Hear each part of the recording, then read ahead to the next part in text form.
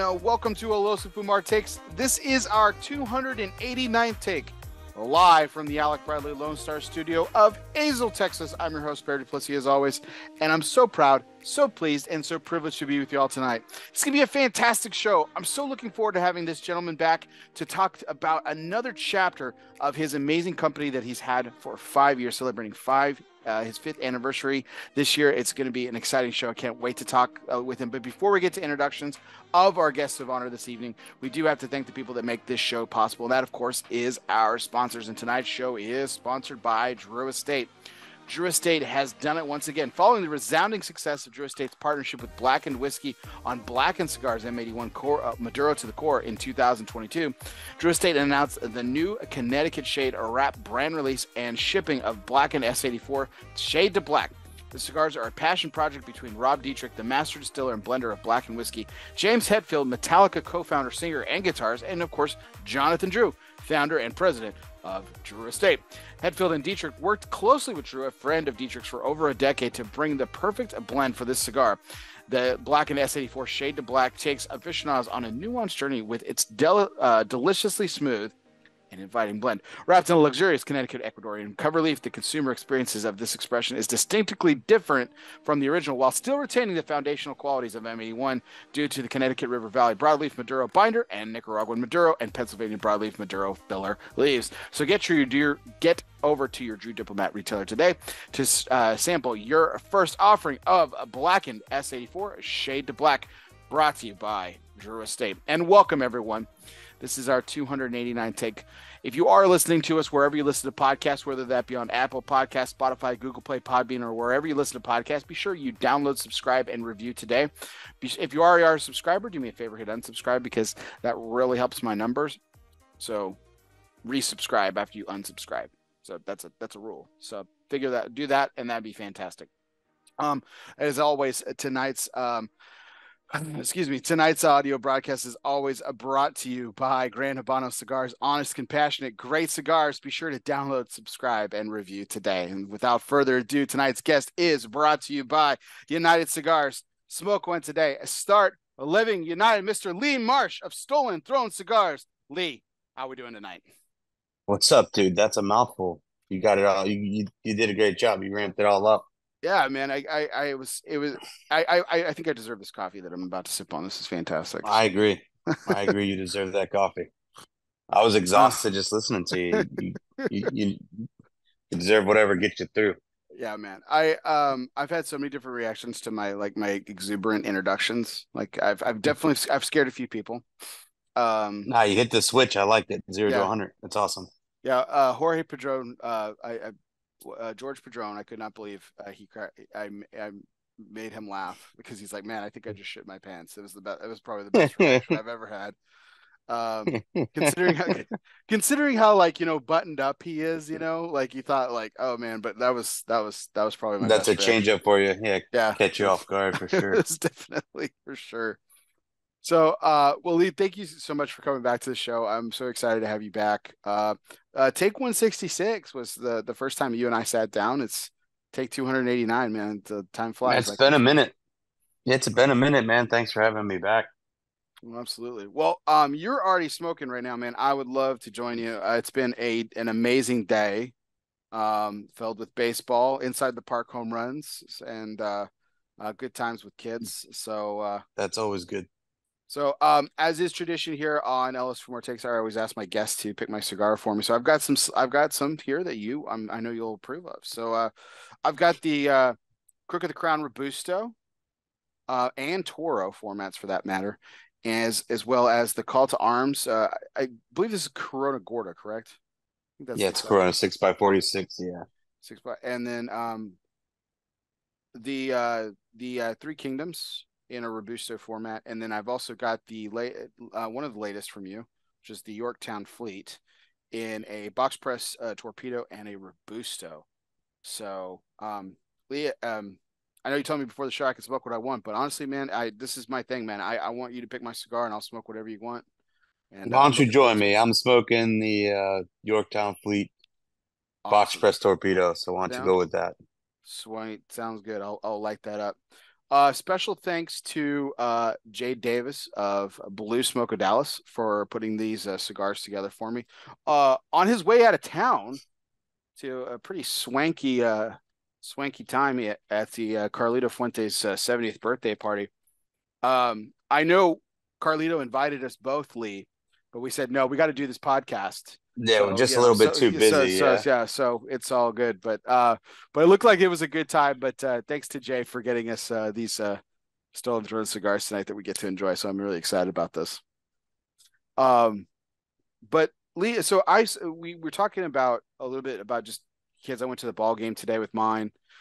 But I saw ironically, because I went to a strawberry festival a couple weeks ago with the kiddos and stuff. I saw you went strawberry Yeah. picking today. Like, is that a tradition for you? Just was it a on a whim kind of thing? You went and took your No, so kids.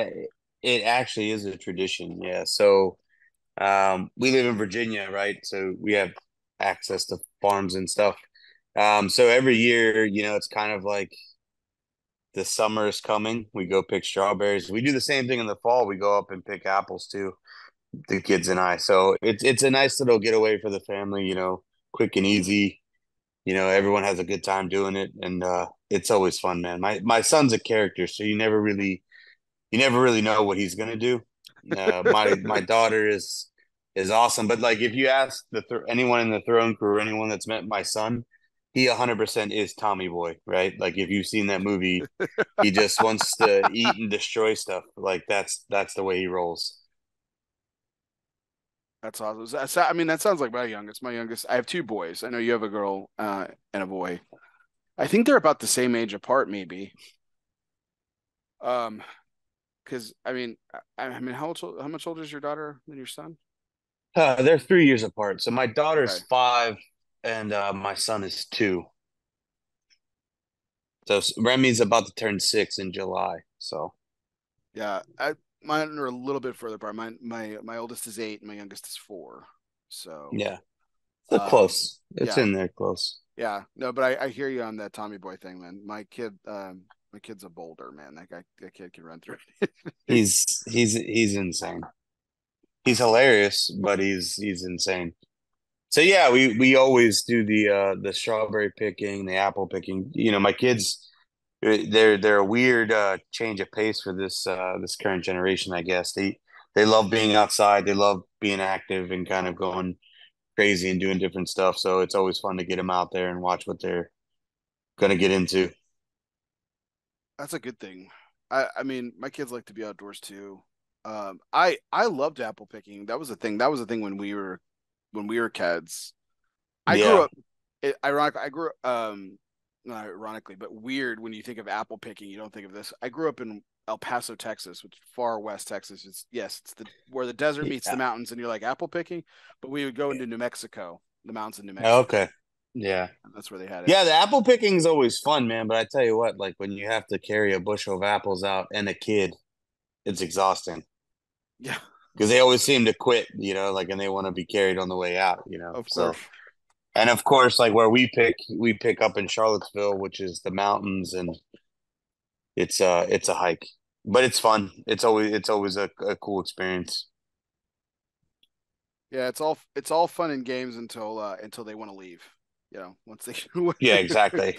And getting then they're, there. they're then you get the old my legs are tired. Well, my legs are tired too, and I Yeah, got to carry these damn apples. I gotta carry. I gotta carry. Um, yeah, I just I felt like that today too. Of course, I went to go get all the food and stuff. So I have hot dogs in one hand, a slice of pizza in another, and then cheese fries somewhere in Oh yeah. between. And then I was like, oh, I'll be smart. I'll buy a bottle of beer and put the bottle of beer in my pocket and walk back to the seat. And I was like, oh, this is really smart. I'm a genius. And they're like, they won't allow you to have caps because that's just something else Oh, to throw. that's right. So they won't let you have caps. And I'm like, God bless. Like, and she's like, I'm sorry, it's a favor. I'm like, I know you're just doing your job. That's cool. I'm like, she's like, I'm sorry. And because she saw exactly what I was up against. I mean, I was just like a mountain of food and an open beer bottle. So just was Yeah, not was fight fighting right. physics with Yeah, not enough hands. recipe for disaster for sure. So Um, Well, Lee, again, thank you so much for joining me tonight. I really do appreciate it. But I mean, there's been a lot been going on with Stolen Thrones in the last couple of years. So let's kind of get into it here with tonight's major point, which is brought to you by Gran Habano Cigars from the fertile lands of Honduras. George Rico and his family has put together the very best vintages for you. Yes, you, the cigar smoker. From value-based hits like the Corojo #5 to the award-winning 20th anniversary to special projects like Zulu Zulu, Gran Habano is about cultivating the best and making pinnacle cigars on the market. Culture, tradition, quality, premium, handcrafted. That is Gran Habano Cigars. So, uh, Lee, last time we kind of we had talked. This was prior to like us going back to the trade show. When things were kind of coming out of like the whole COVID situation and everything. So, and that's kind of like when you like not really started, but I mean you had just gotten started, sort of when COVID Yeah, hit and I want everything. to. So Yeah, I think what was that? Man, that almost 2 years ago now. Uh, I Well, don't know. COVID was 2020. I mean, yeah. So Yeah, it's so so that's it's going to four be years 4 years ago. of unbelievable. It's been that long. Yeah, I mean, I lose track of time, man. It's been nuts, I want to say that we were probably 2 or 3 years ago, 2 or 3 years in when we did the show last. So yeah, a lot of things have kind of come to pass, as they say. It's been like the time, man. It just I can't. We were talking about it the other day. I just can't sit here and fathom that it's been 5 years since the Crook has been on the market. May is our fifth year anniversary. Um, it's just insane, man. It's insane. Like I always say this. Like I've always believed in what we were doing, or I wouldn't have done it. Right. But I also would tell you you're full of shit if you said that this is where we would be in 5 years. You know what I mean? We've accelerated all of my possible expectations for where we would be in 5 years, and it continues to baffle me the rapid growth, the support, and the constant support that we get from retailers, consumers, the media, like you guys. It's been awesome. Well, I mean, it's also like, I mean, when you think in terms of rapid growth, I mean, you really are. I mean, because I mean, it like, and I don't mean to be insulting with this term, Lee, but I mean, you even hedged your bet too, because like you weren't full time when you launched Stolen Throne. No, You know, no, yeah. I mean, I mean, any kind of startup, you really can't be right. Like it's such a tentative baby, right? And it's a cash flow business, right? So I couldn't, but the caveat to that is like the the business was able to feed off all that growth because there was no overhead. Like I was still working a full-time job and running the business. Um, so it kind of needed that. Even with our accelerated growth, it was nice to not have to take anything for a while. It made it harder on me, of course, but that's part of the game, right? Those 160-hour weeks of working a real 9 to 5 and then running a business. Mm-hmm. But it was necessary. So now we're here. It's a super healthy company. We continue to grow, and it allowed us to be opportunistic and flexible with opportunities to grow our infrastructure and the side ancillary businesses that continue to help. The Rojas factory and the Stolen Throne Cigars and Rojas Cigars continue to grow and be what they are today. So it was definitely a grind. It was I guess it was a hedge, but I kind of knew that it had to be that way anyway. So, Yeah. but yeah, for sure. Yeah. Again, I'm not trying to be insulting with that. Like you said, No, like no, no. it's a I mean it's a necessary kind of thing. I mean there was a time Omar DeFrias was still working at NASA when he Yeah. started Fratello. They're like some of these guys like they've you It's kind of not access them. insulting. It's not insulting because you don't know what you don't know, right? And like, it's very easy to sit here and look back now and be like, oh, yeah, it was the easiest decision I've ever made. But you don't know that your cigars are going to be successful. I mean, there's a lot of great cigars and cigar companies that just don't make it. And Right. so everyone was calling me crazy for starting when we started because like pending FDA. And then, of course, like I was just having my first kid. Like, so what better to start a business during all those things? Yeah, of And then course. COVID hits, Yeah, I was gonna say an and international pandemic, and why not? Let's keep this going. yeah, Just put more money Yeah. into it. Yeah, I like to watch the world burn. Let's just go. Let's go. But No, but it's worked out so far, you know. yeah, I mean, I think one of the I like quietly there's been a lot of good companies that have started in the last few years, especially with some of the victories that we've had over FDA. And I think Sure. that's been a really nice boon to like risk takers like yourself. Like, even though there was some calculation in the risk, there was still a huge risk to this. And Oh yeah. but it's been huge for you because right now, like I mean, there's no better time. This isn't like this. It's not like the cigar boom of the '90s, where like, No. I wasn't old enough to smoke cigars back then, but um, I know that some of them were god awful. Oh Like, yeah. I there's mean, stories of people who yeah. just like, Yeah, I mean, and you if we're going to be honest, we're seeing that now too, right? Because people want to take advantage of, the changing market segments and the return to the smoker, as they say. But yeah, I mean, it's one of those things where it's you have like this catalyst of, we have different demographics, different market segments becoming stronger in terms of the consumer. The consumers has more access to, principals like myself and information, and they're taking more and more tours. So like, it's a fun time to be involved in the industry, I think, because it's just you just see these rapid growths in areas, and the consumer is so much more engaged because of social media and all these other aspects, and like the interviews and podcasts like this, like it just created this availability, which is awesome to see, and the consumers are kind of running with that too, right? So, but yeah, to your point, like there's always going to be a million reasons not to do something, right. right? And for good or worse, I've always been that spiteful dude that, like, the best thing motivationally you could say is that I can't do it, right? So now I'm gonna, even if I didn't want to do it before, now I really want to do it, So um Well, that goes back that to the that kind of played genesis of into your it. name too, That's right. right? That's right. It's just, don't get me wrong, it's caused me some problems, but it's also helped me be successful, right? But yeah, I mean, I've always been that person, right? Like there's always going to be a million reasons not to do something. But if you sometimes you have to trust your gut, and that's kind of what we did here, and so far so good, right? Yeah. I mean, I think one of the things I speaking of day jobs, right? I don't this I certainly don't do this for a living. I have I have a 9 to 5 as well, and I sell to small businesses and small business Okay. owners specifically. So um and that's I think that's probably why not only I've enjoyed doing the podcast so much is because I've get to basically take my day job and morph it into my hobby too, which is talking to small business owners about how their life and who they are as people and stuff. And I think that you guys are some of the most fascinating people out there because next to people who run for president of the United States, you guys are probably the craziest people ever because it's like I can give advice all day long and I can try to sell a product all day long and I can give some pretty sound advice, but at the end of the day, I still collect a paycheck at the end of the week.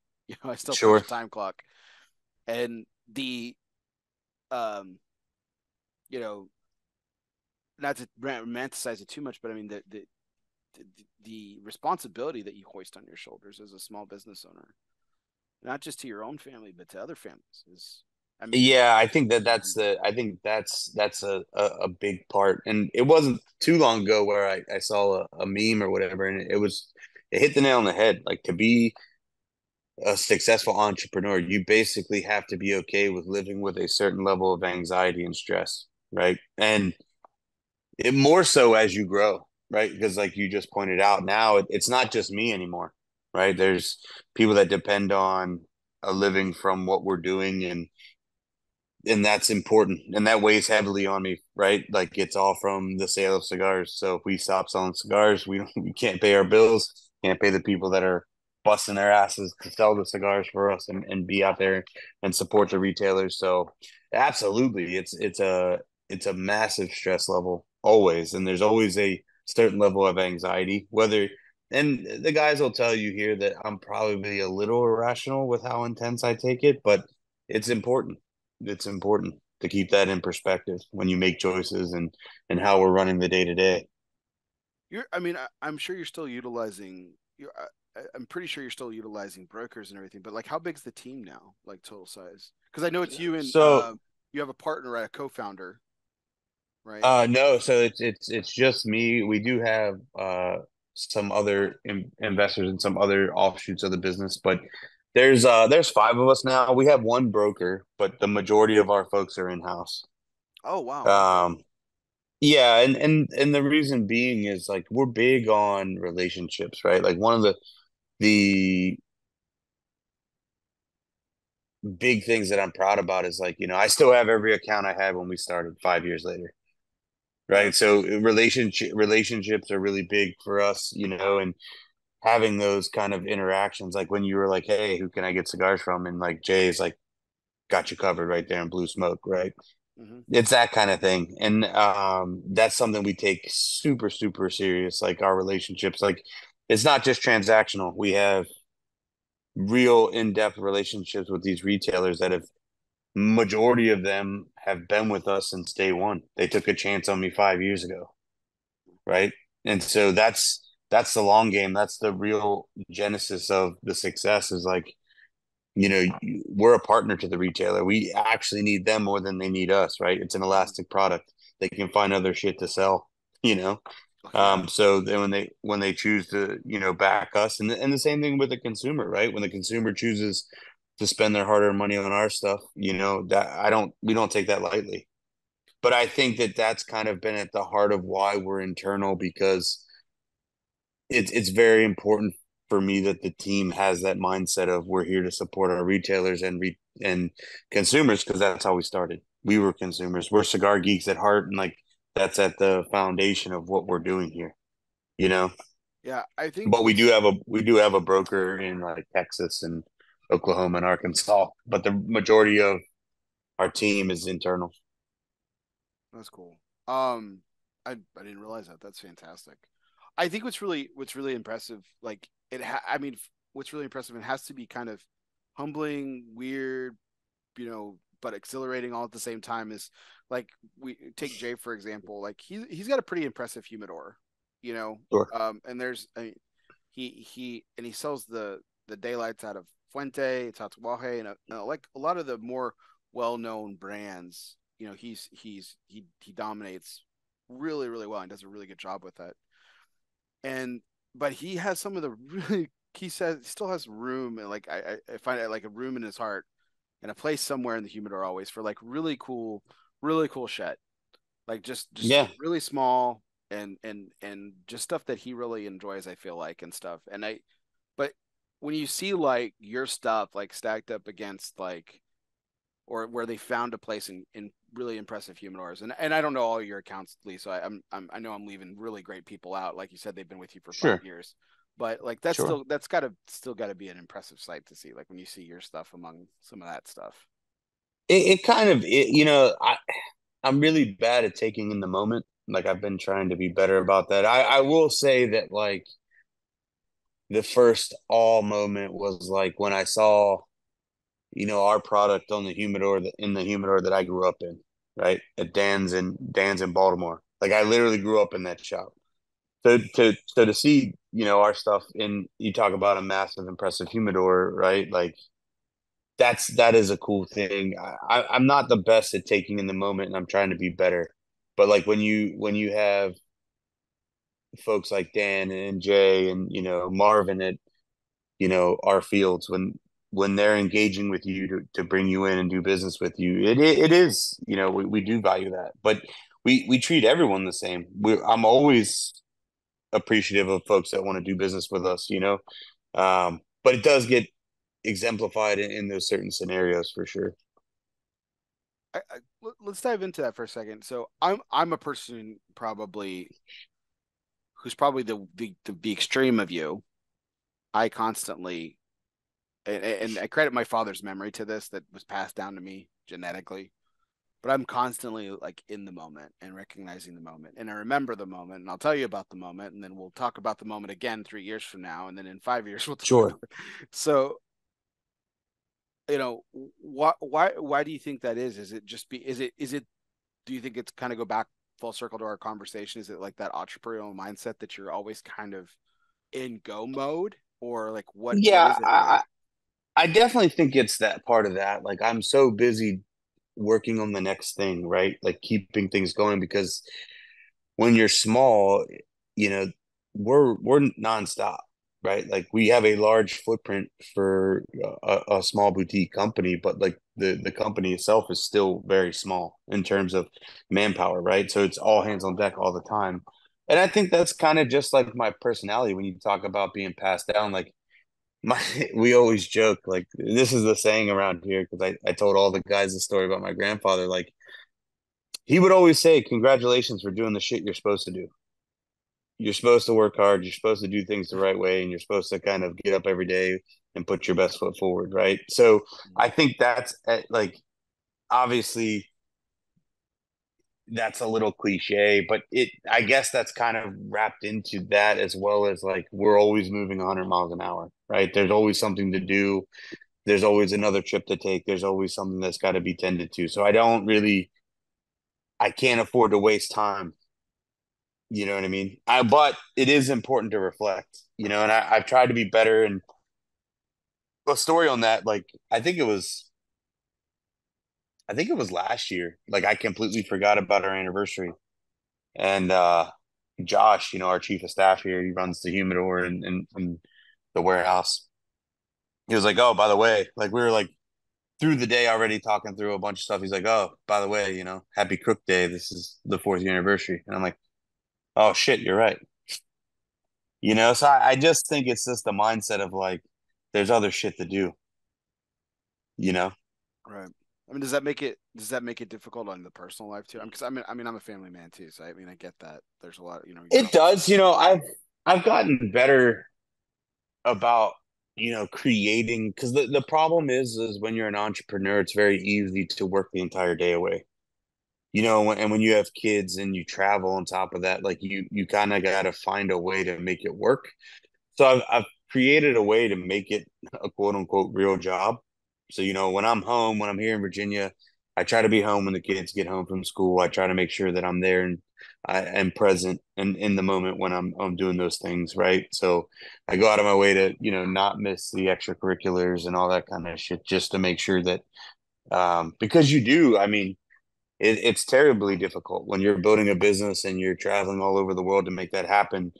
You're gonna miss shit and you're gonna miss the important stuff, and it sucks. Technology makes it a little bit easier, FaceTiming the kids from the factory and stuff like that, but that's not the same, right?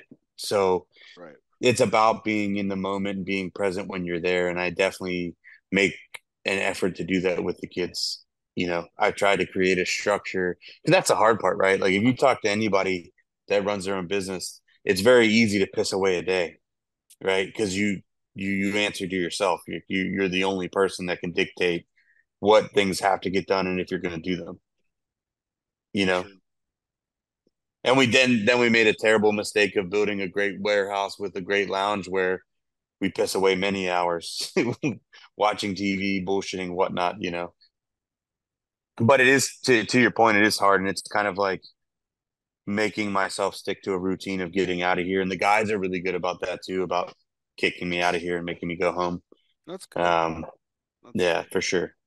Yeah, I see you spend a lot of time with your kids, so I know it's obviously a priority for you. I know you even took a trip to Disney World with them Every earlier year this we year. do it. You do it Every every year day. we do Oh it. my God, Lee. Yeah.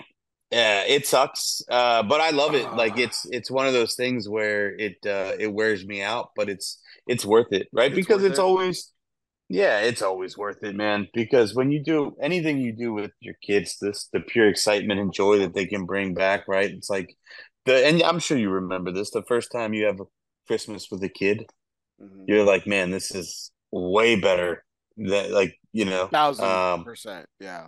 yeah, and Disney's the same way. Like I never, man. If you talk to anyone that knows me personally, like I would never strike anyone as a Disney dad. Like I'm not that guy. But I will tell you, when you have two children that are so enamored with it all, like it's worth it. And it's nice because it's It's always before I go for the long trip to Nika for the harvest and go over production schedules and all that kind of stuff in February. So it's 1 week just the kids and us, and then we don't do any business. The guys handle everything. I come Nice. home from the trip and take off for Nicaragua. But yeah, we do it every year. This was our third year in a row. I So we saw. started when Remy was 3, I think. Yeah. That's awesome. Yeah, I saw a picture. I guess it was even from this year or last. It was like the picture. It was like the most picturesque Disney family photo, like the two kids and with the mouse ears and your wife Oh wearing a yeah. T-shirt and everything, and a guy who clearly owns Stolen Throne cigars. And Yeah. but you had you had the dad smile on, man. You were thrilled to be there. It wasn't fake at all. But it was just like it was a very contrast of imagery. Of But I course. loved it. But I was like, man, here's a dad who gets it. This is awesome. I love it. And it's um, I mean, in a very small way. I was telling you, I was you again to bring back the strawberry picking. We went to a strawberry festival, and basically it was glorified carnival or state fair, essentially, in this Of small town course. in Texas called Poteet, which they're no, it's like the strawberry capital of Texas, and outside of Oh, Florida that's is the awesome. most strawberries per capita or something like. I mean, it's a big deal down there, and I've always wanted to go. Big dreams over here, but I've always wanted to. So it's like the kids um and yeah, man, it was just yeah, it was so much fun and I mean just dinky rides and things like that and stuff. It was just like uh yeah, I splurged on the all day pass so they could just get in everything, and it was a lot better than Disney because we didn't actually wait in line. It was just like they pretty much Oh yeah. rode everything they wanted. It was fantastic. So Yeah, you got to learn all the tricks for Disney if you're going to do it because one, there's zero chance that my children are going to wait in that line. Two, there's zero chance that I'm going to wait in those lines. You got to learn you got to learn the game of the old genie pass and learn how to work it, you know. But yeah, it's one of those things, man. It's the innocence of the excitement, right? Like it's like to see the things through a 5-year old and a 2-year old's eyes where they're just enjoying themselves. Like that's awesome. yeah, I yeah, there's certain things that are just like you'll never you'll never remember until you like re-experience it when you have children and stuff. And for all the people out there who don't have children, like I'm sure we're boring them to death, but there are certain there I mean there's a certain childlike enthusiasm that you get again when you see your kids doing things and everything. And to not too small point, but to bring that back to Stolen Throne stuff, I mean, in a lot of small ways, I mean, like this 5 years of building this business is like raising a child, you know. I mean, Oh, it's 100%. And you have the added pressure, and I say this all the time, like when people ask me the question about, the quote unquote work-life balance, but like this can't fail because if it does, then I spent all this time away from the kids and all these sacrifices for nothing, right? mm-hmm, Like I can't let that happen. Because you like we said, you do miss shit. You miss a lot of cool stuff. Like I always tell people, like, because I traveled before this too, right? Like my daughter started to crawl when I was in the Middle East, and then when I was in Switzerland, she started to say, "Dad, like you miss all these monumental things." And so you have to make the time count, but you also have to value that opportunity cost when you're making those sacrifices, you know? mm-hmm. Um, and then there are things that, I'm starting to get better at because you don't get this time back. I remember a real meaning. It's so funny as you go through the seasons of your life, man. Like I was a knucklehead. I'm still a knucklehead, just a little bit older. But you catch these things like these interviews or these like reels in the right moment in the right time to kind of just hit you. And I remember specifically watching like an interview with Michael Keaton, and he's like, no matter what anyone says, spend time with your kids Yeah, as you'll never much as get. you can. He's like, you're gonna lose money, you're gonna lose jobs, but who gives a shit? Like that's what really matters, and it's gonna be well worth it. And it's true. Mm-hmm. It's true. So the Disney trips, all that, like it's worth it and it matters. Yeah, I mean, the third mortgage can get paid off eventually for Yeah. exactly, but just yeah, time with it. I I think there's a lot of lesson too in slowing down. Like you said, you go a million miles a minute in building this, and it's grown at such a rapid pace. There's a lesson to be taken there. It's about Oh slowing down yeah, a little bit. for sure. So, but I mean, you've made some really interesting choices over the course of building this brand that have. I mean, I think its uniqueness and the way you did things probably led to a lot of successful things. Like, so for example, like I know that it's been like 2 years now, but just after we spoke, the trade show after we spoke back on Take 166, you launched the Phantom Queen, which was a limited cigar. Yep. And that was really successful for you. But I mean, but you launched a limited edition in a blend with this Connecticut wrapper, which most people don't do. That's usually a Yeah. core for somebody, but you guys decided to do something a little bit different there. Like, I mean, other than the blend probably S- being limited tobaccos and all that typical stuff, what was special about that you decided to do So there? I'm a contrarian by nature, Bear. Right.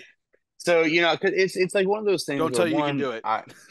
that's right. Well, I always like the challenge of doing different things, especially if I don't like something. Like I am not a mild smoker. I'm not a Connecticut smoker per se. But it's like it's the same thing when we started, when everyone was following this antiquated model of you got to do a Habano, Maduro, and a Connecticut. Well, I'm not doing that because no one knows who I am, and I'm going to go in and ask for shelf space for all these SKUs, right? Like Mhm. that's why we did everything like. It all had like there's method to my madness, right? Like the Crook we launched in one cigar, two sizes, right? Because now and the way we display our stuff, right? Like now it's easier for the shop owner to say yes to me because I'm not taking up a bunch of space. I'm maximizing their footprint. I'm helping them utilize their biggest asset, which is their shelf space.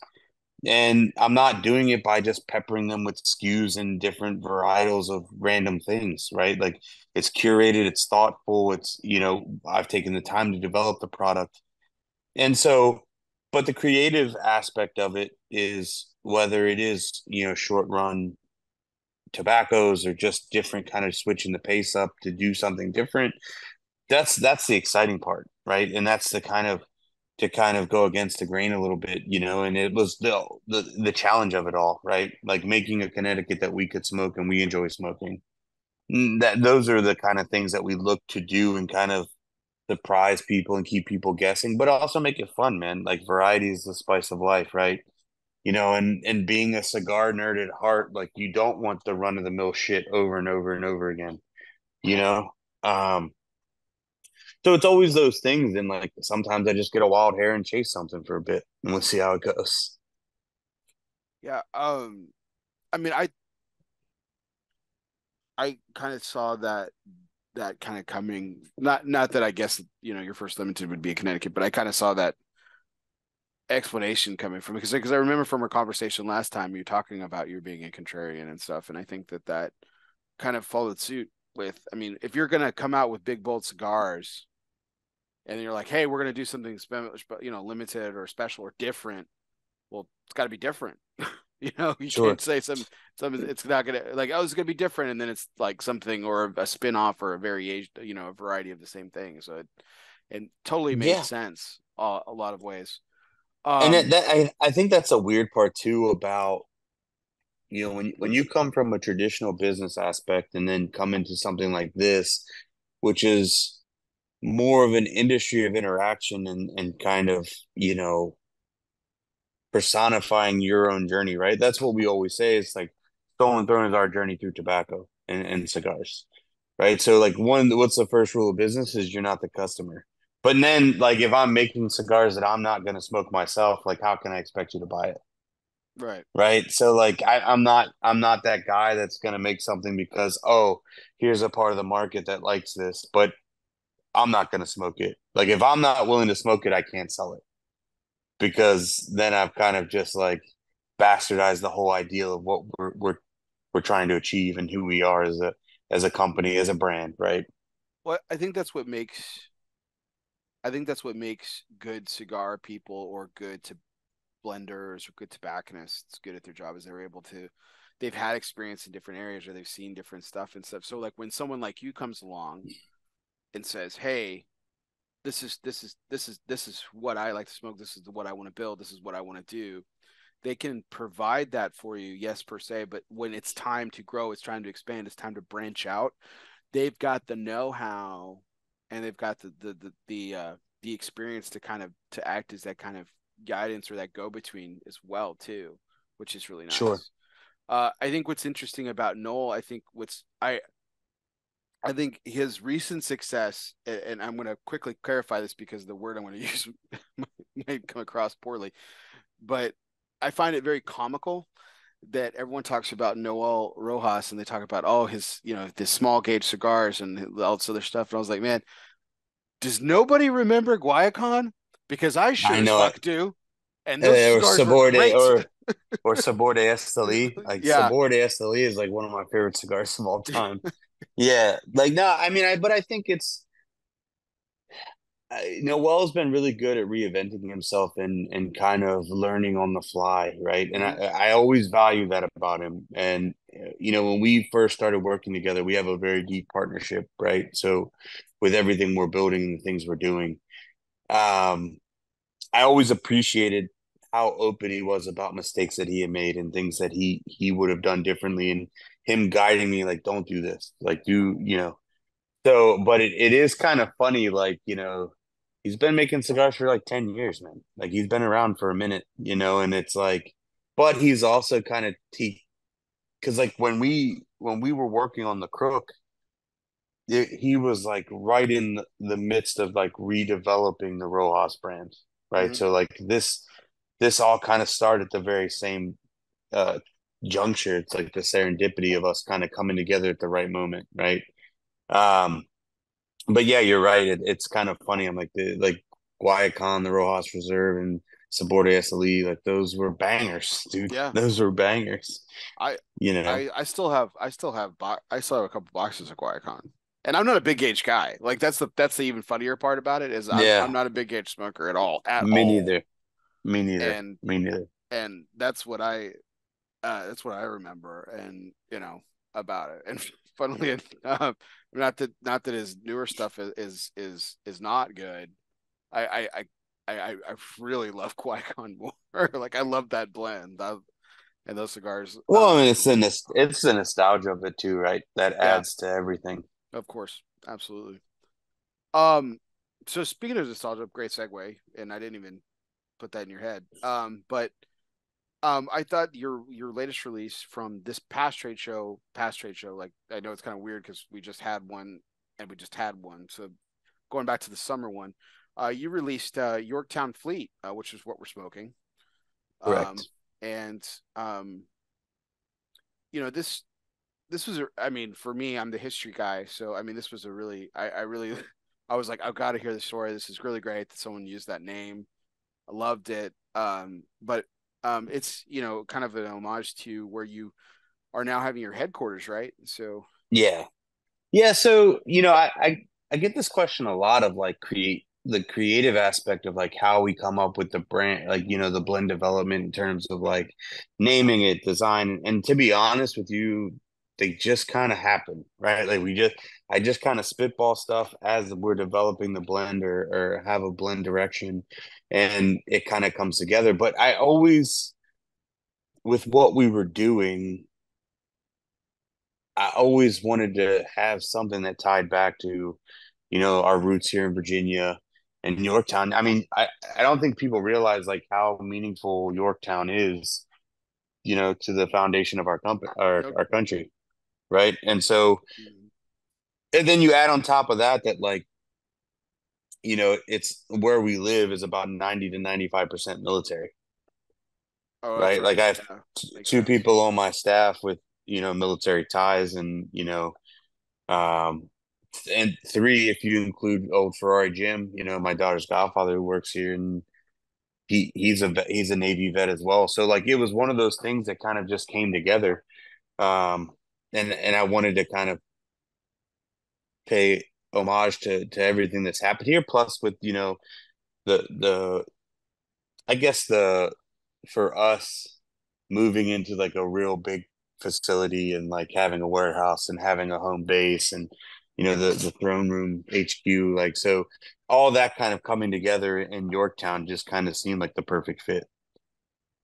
Yeah, I always think of I always do this. I feel like I get excited whenever I get excited about like history and stuff with cigars and stuff. I start spitball. I do the same thing. I kind of spitball names and ideas, and I've done that over the course of time. I've thrown different names at brand owners, and no one's taken me up on it. I'm like, hey, listen, you don't even. I'm not have to pay me royalties, man. It's just something for fun.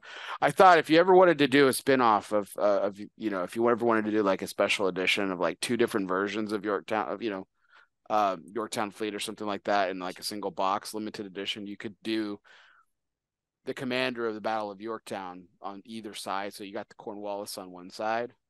But then I thought about this. I'm like, shit, there's no way this trademark's available. It's like your choices for the American side are Washington, which has got to be taken at some point. Oh, Lincoln, sure.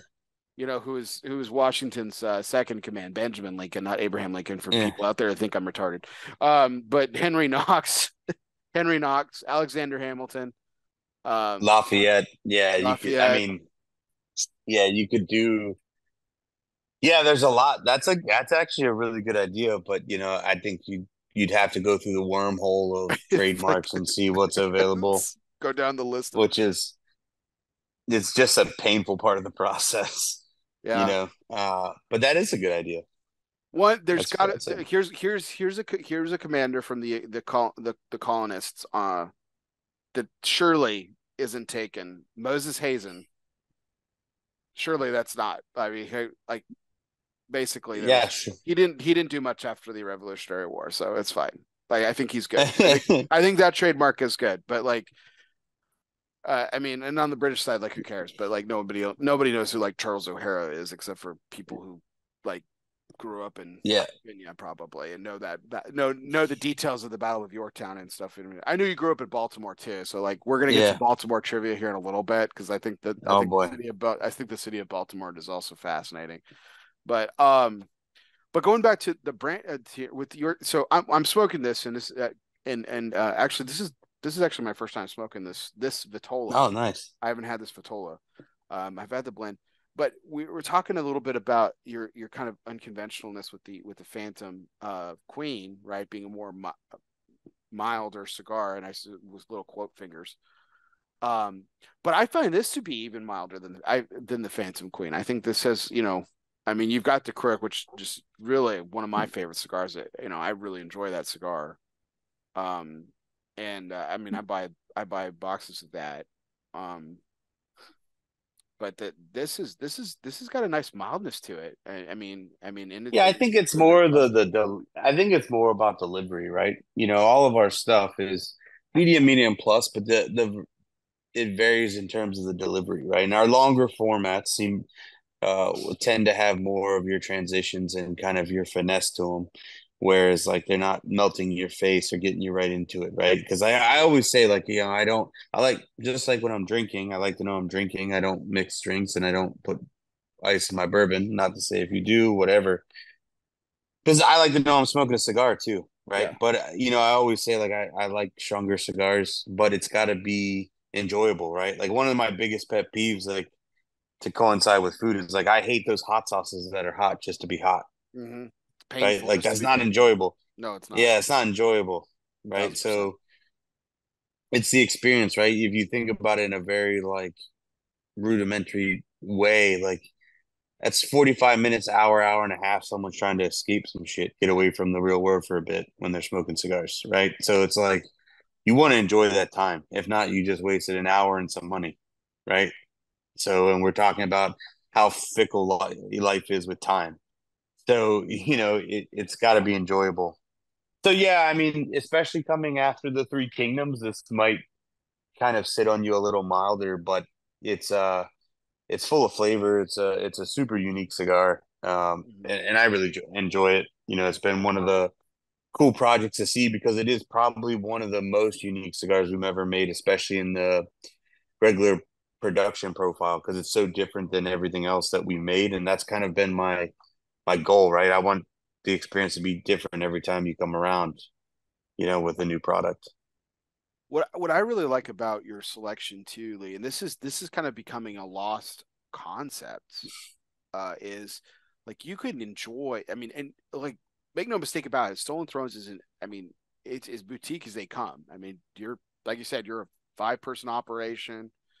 You know, um, obviously first generation, cigar maker, and I mean, you don't own your own factory, and so like that comes with costs, right? And you're able to provide these really really unique cigars and fantastic to market at a price that frankly right now is just you don't see on the market. Everyone else is going 15, 16, $17 plus for core or their normal brands, normal line cigars, quote unquote, and then like everyone else is reaching for like this luxury echelon Yeah.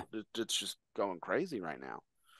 So I mean that's Yeah, been I pretty mean cool. for yeah, I mean, the partnership in the factory with Noel has been super beneficial. Plus, we've had to do other things on the side. Like we do grow our own tobacco, right? Noel and I have a tobacco company where we're together, where we're growing and fermenting and processing our own tobacco, which is it started as a necessity, right? Like the demand and for great tobacco and cigars in general has gone through the roof, and so availability has become scarcer and scarcer, especially when you see some of the price points that people are charging for tobacco now, right? Mm-hmm. So we had to kind of pivot, and that to your point of like not taking salary and not taking from the company at first was really important to be able to do that because one of the quickest things we learned, Noel and I, is like you have to be opportunistic. Like tobacco, land, all this stuff comes up, like, and you got to make a decision on the spot if you're going to buy it. Because if you're not, like somebody else is ready to go, right? So and but to your point is maybe I'm doing it wrong, but like I'm a normal guy. Like the I realize that this lifestyle isn't inexpensive, right? And so we're doing our part with the growing of tobacco and handling it our costs the best way we can, and that's why we haven't raised prices since we launched. That doesn't mean we won't have to ever, but in 5 years now I haven't raised the prices at all. And it's part of running the business. That's the business side, right? Like that's infrastructure, that's investing in facilities and product and growth and all those kind of things. So there is a different aspect to it. And when you talk about like we talked about always something needing to be done, and while I'm moving 100 miles an hour, I remember when I just had to worry about selling cigars, and that was a pretty cool moment in time. Yeah. But we knew that there was always, I think that's the one thing that people miss is that whether we want to believe it or not, like almost all of us manufacturers are tied together with how we interact with retailers and consumers.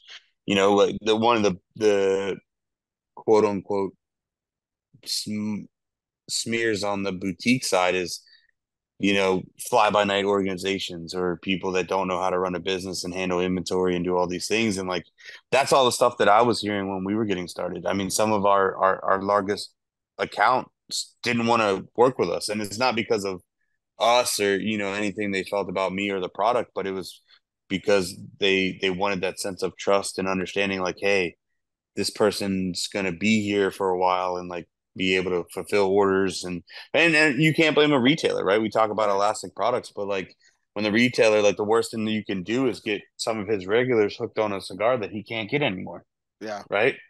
So those are all things that kind of play into the bigger picture, improving that like we were going to go all in, right? Because there's no such thing as halfway pregnant.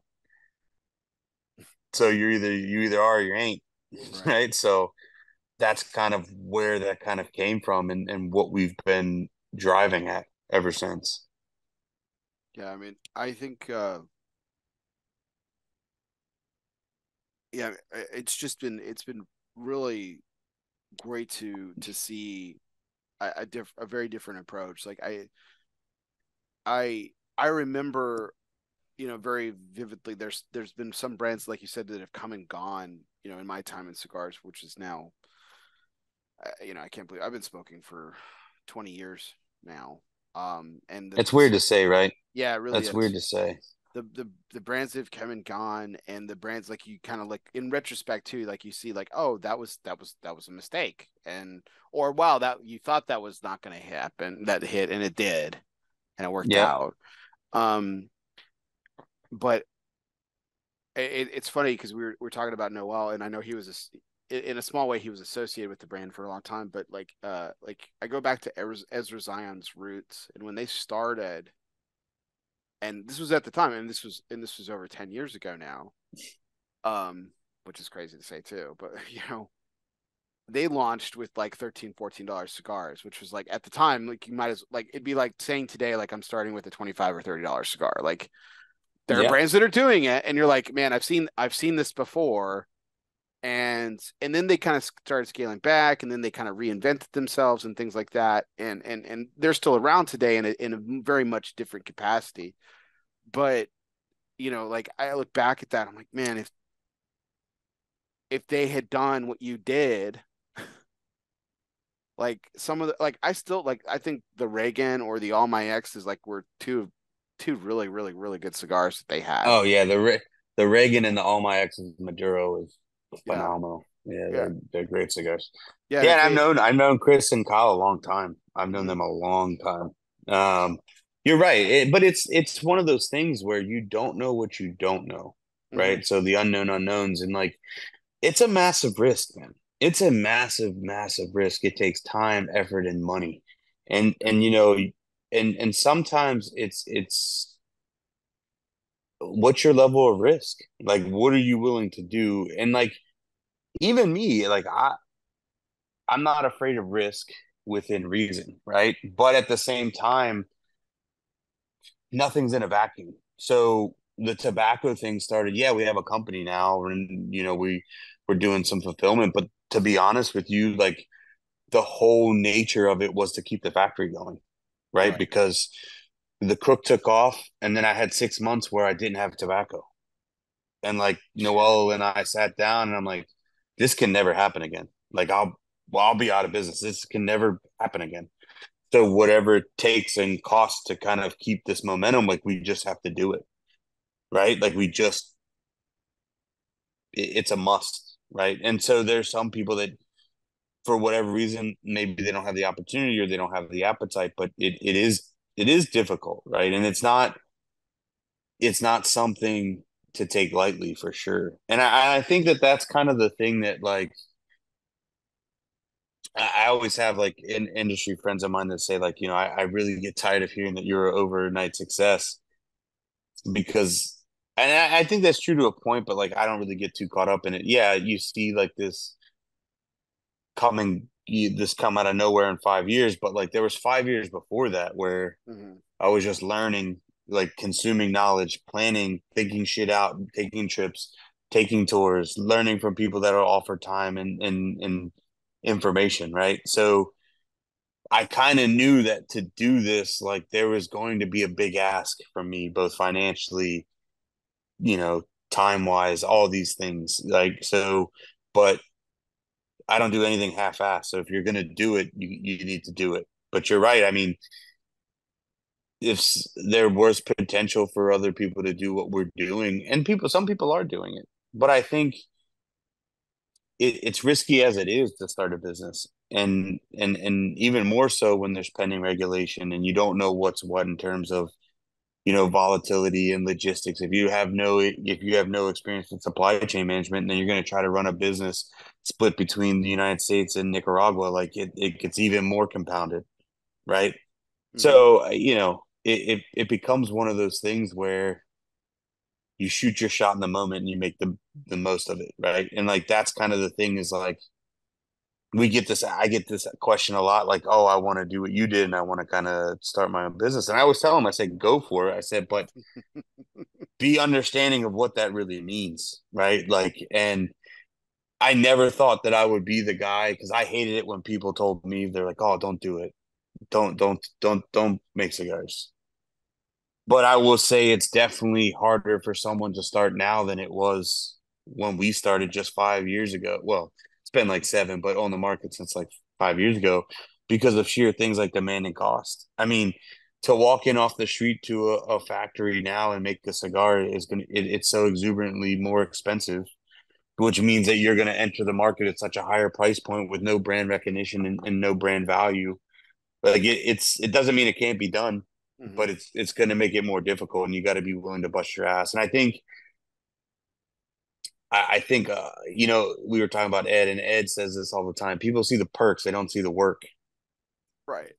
Right. Well, we were Yeah, talking about this even before the show started because we were talking about travel, and I was like, "Man, you were just in Omaha, and they had those tornadoes," and we were like, "I was like, so glad you got out of there." I mean, just for yours. I mean, I appreciate that. Yeah, yeah. I mean, just not for the show, but for me to yes. Yeah. be Thank you. a Yes. I was little like, let's clarify bit. this. Yeah. Um. No, it's good. I mean, because with you, I always keep in mind like when I always follow the my guests typically really closely like the week before just to make sure like nothing happens. There's no incidents. Like, not because like I'm worried about my guests or anything like that. Like, oh, the show matters. I mean, I just want to make sure that you're taken care of because if there's anything like, Sure. if someone has, everybody has a bad week or a bad day or, again, we are talking about family for a large chunk of our conversation today. And like, something happens or like, I want to be cognizant of it so that like, you know, if things need to, if we need to call an audible or something like that, it's there. And then like when you were like going to Nebraska, and then I follow the weather religiously, especially this time of year because I'm an old insurance salesman guy, and I fucking hated this time of year because hail claims up the wazoo and Oh yeah. everything like that. So you know, severe weather's always just been kind of a thing for me. And when I saw the tornadoes hit like Nebraska, I was like, God bless. It's like, and I'm like, oh my gosh, like, oh, I hope you got home. And When like it's the like, and next, it's like especially in Omaha, like it's been a running joke every time I go there. There's going to be a traumatic weather event. Like last time, the trip before this out to Omaha, there was 5 inches of snow on the ground when I got there. no, So gosh. yeah, so it's always been an ordeal. Yeah, but when we talk about travel, it's a lot. It takes its toll for sure. But people see the destination. That was like my point to Yeah, bring this kind of full circle is like people see the destination. They see you doing an event and having a good time and or something like that. They don't see the entire week leading up to this or the like working your tail off so that you could spend some extra time with your family so that sure. because you're going to be gone away from them for a few days or whatever. So like they don't see all of that. We just see the destination. Oh And yeah, I mean the logistics stuff, especially when you throw kids in it, right? Like, do we have someone to get the kids to school? Because I do that every day when I'm here, right? Like, and that kind of thing, and then it ramps up. And this is a kind of a weird year. We were talking about this a little earlier before we got on the shows, with the trade show moving. So it's kind of completely changed the dynamic of like the event schedule and traveling for that. So now we're just now getting started with hitting the road again, because the first quarter was just insane, right? So February I spend in Nicaragua with the fam and at the factory with the farms and everything going on there. And then you come back and like 2 to 3 weeks later, we're going to Vegas for the trade show. right. And then you come back from the trade show and you're slammed with orders and you're thankful because you had a good show and it was a pain in the ass and you realize you aged 10 years because of the show. And then, and then you start hitting the event circuit again. So it's a grind. It's a whole different aspect. But Yeah. I'm super lucky that we have the team that we have because going from doing everything like packing every order and doing everything to now being able to kind of go do what I need to do in Nicaragua for a month or whatever, or hit the road for events and knowing that everything's going to be taken care of. People are going to get their orders and all that kind of stuff is a huge benefit, but just the sheer toll. And like you said, like making those sacrifices to get home with your kid. Like I did an 18-hour run, right? Like I flew out to Omaha, did the event and flew back. Right. And then I'll Yeah. do it again this week. And then I'll head down to the factory on Friday.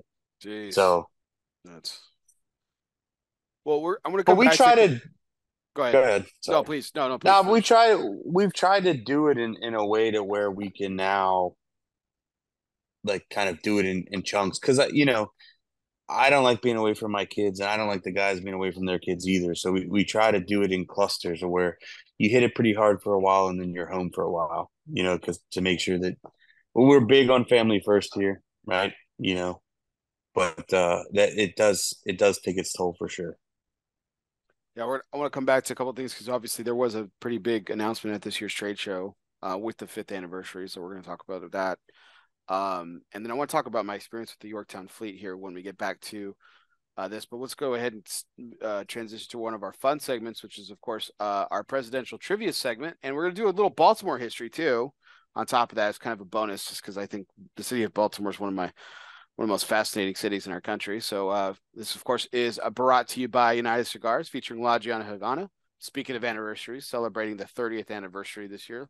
And distributors of Jose Dominguez, Bandolero, Garofalo, the Firecracker, and the highly acclaimed Atabey, Byron, and now Alfonso lines from Selected Tobacco. Smoke one today and start living united. So this question has to do with Abraham Lincoln, and there's a point to this, I promise. But I'm kind of giving the answer away before I even ask you the question here, Lee. But what city was to be the location of the first assassination attempt on Abraham Lincoln?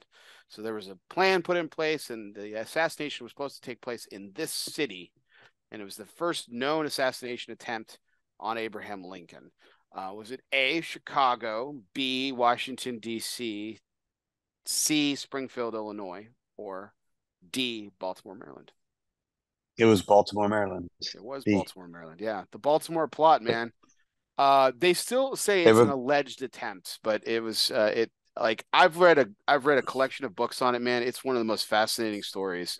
well, Did they you were learn gonna about try to this? yeah, so they were gonna try to kill him on the train. Right.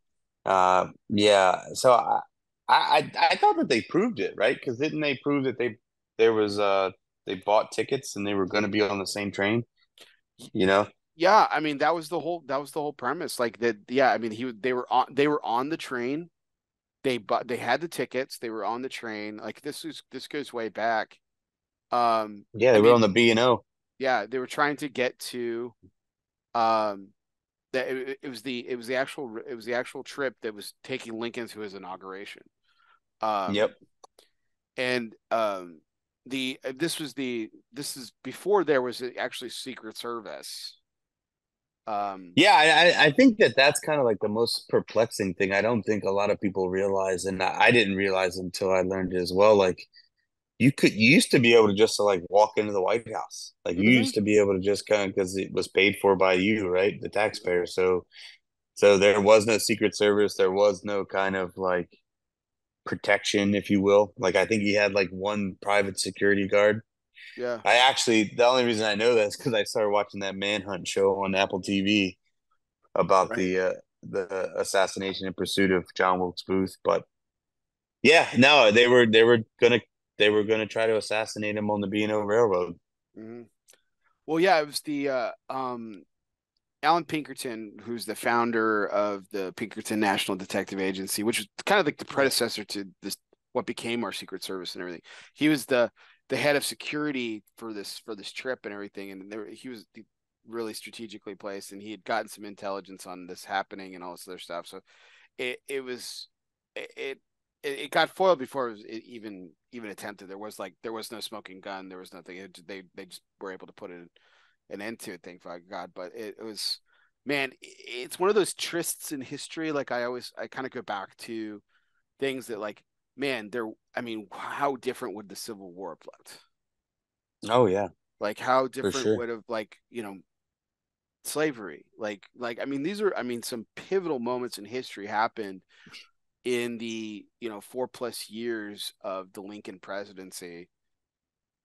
He's my favorite president, but he would, Yeah, I mean, I and think stuff. those what ifs kind of lead down rabbit holes, right? Like Oh yeah, we do that the late night random sessions we do here is like it's the same with like what happens if JFK doesn't get assassinated. right. Hmm. You know what I mean?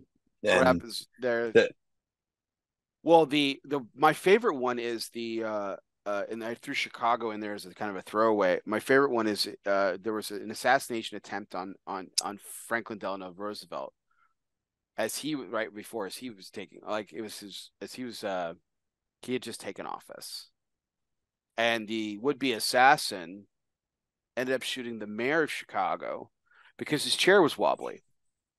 Yeah. His chair was wobbly. He had a Isn't that wobbly leg. isn't that ridiculous? Yeah, and at the time, Roosevelt went through a couple of vice presidents, obviously during his 4 years, his four successful, not 4 years, four successful elections in office. But his vice president at the time was John Nance Gardner, and Gardner was chosen specifically because he was so different than Roosevelt. And one of the things they differed on and actually debated about for the coming years and why he wasn't on the ticket when he ran for reelection was his opposition to the New Deal. Like I all did like not know that. yeah. And so like you think, okay, so Roosevelt gets shot, he gets killed, Gardner gets sworn in. We don't have a New Deal, and we're still We in the don't have Great a New Deal. Depression. Like, are we still? Yeah. Like, do we survive the Great Depression? Does world Yeah, do we actually are we victorious in World War II? I mean, like you said, it's the rabbit hole, man. yeah, It's so crazy. These little twists in sure. history, man. It's nuts. So, but Baltimore it has a special place in my heart, man, because I think it's fascinating. So I want to see how good your trivia was. So, which is true about the city of Baltimore? Is it A, the birthplace of the American Railroad? B, the first balloon flight in U.S. occurred in Baltimore. C, the birthplace of the six pack, and I'm talking about beer, not what's on your abdomen. Or D, the Star Spangled Banner was written in Baltimore Harbor during the Battle of Baltimore. Or E, is it all of the above? Well, D is definitely true.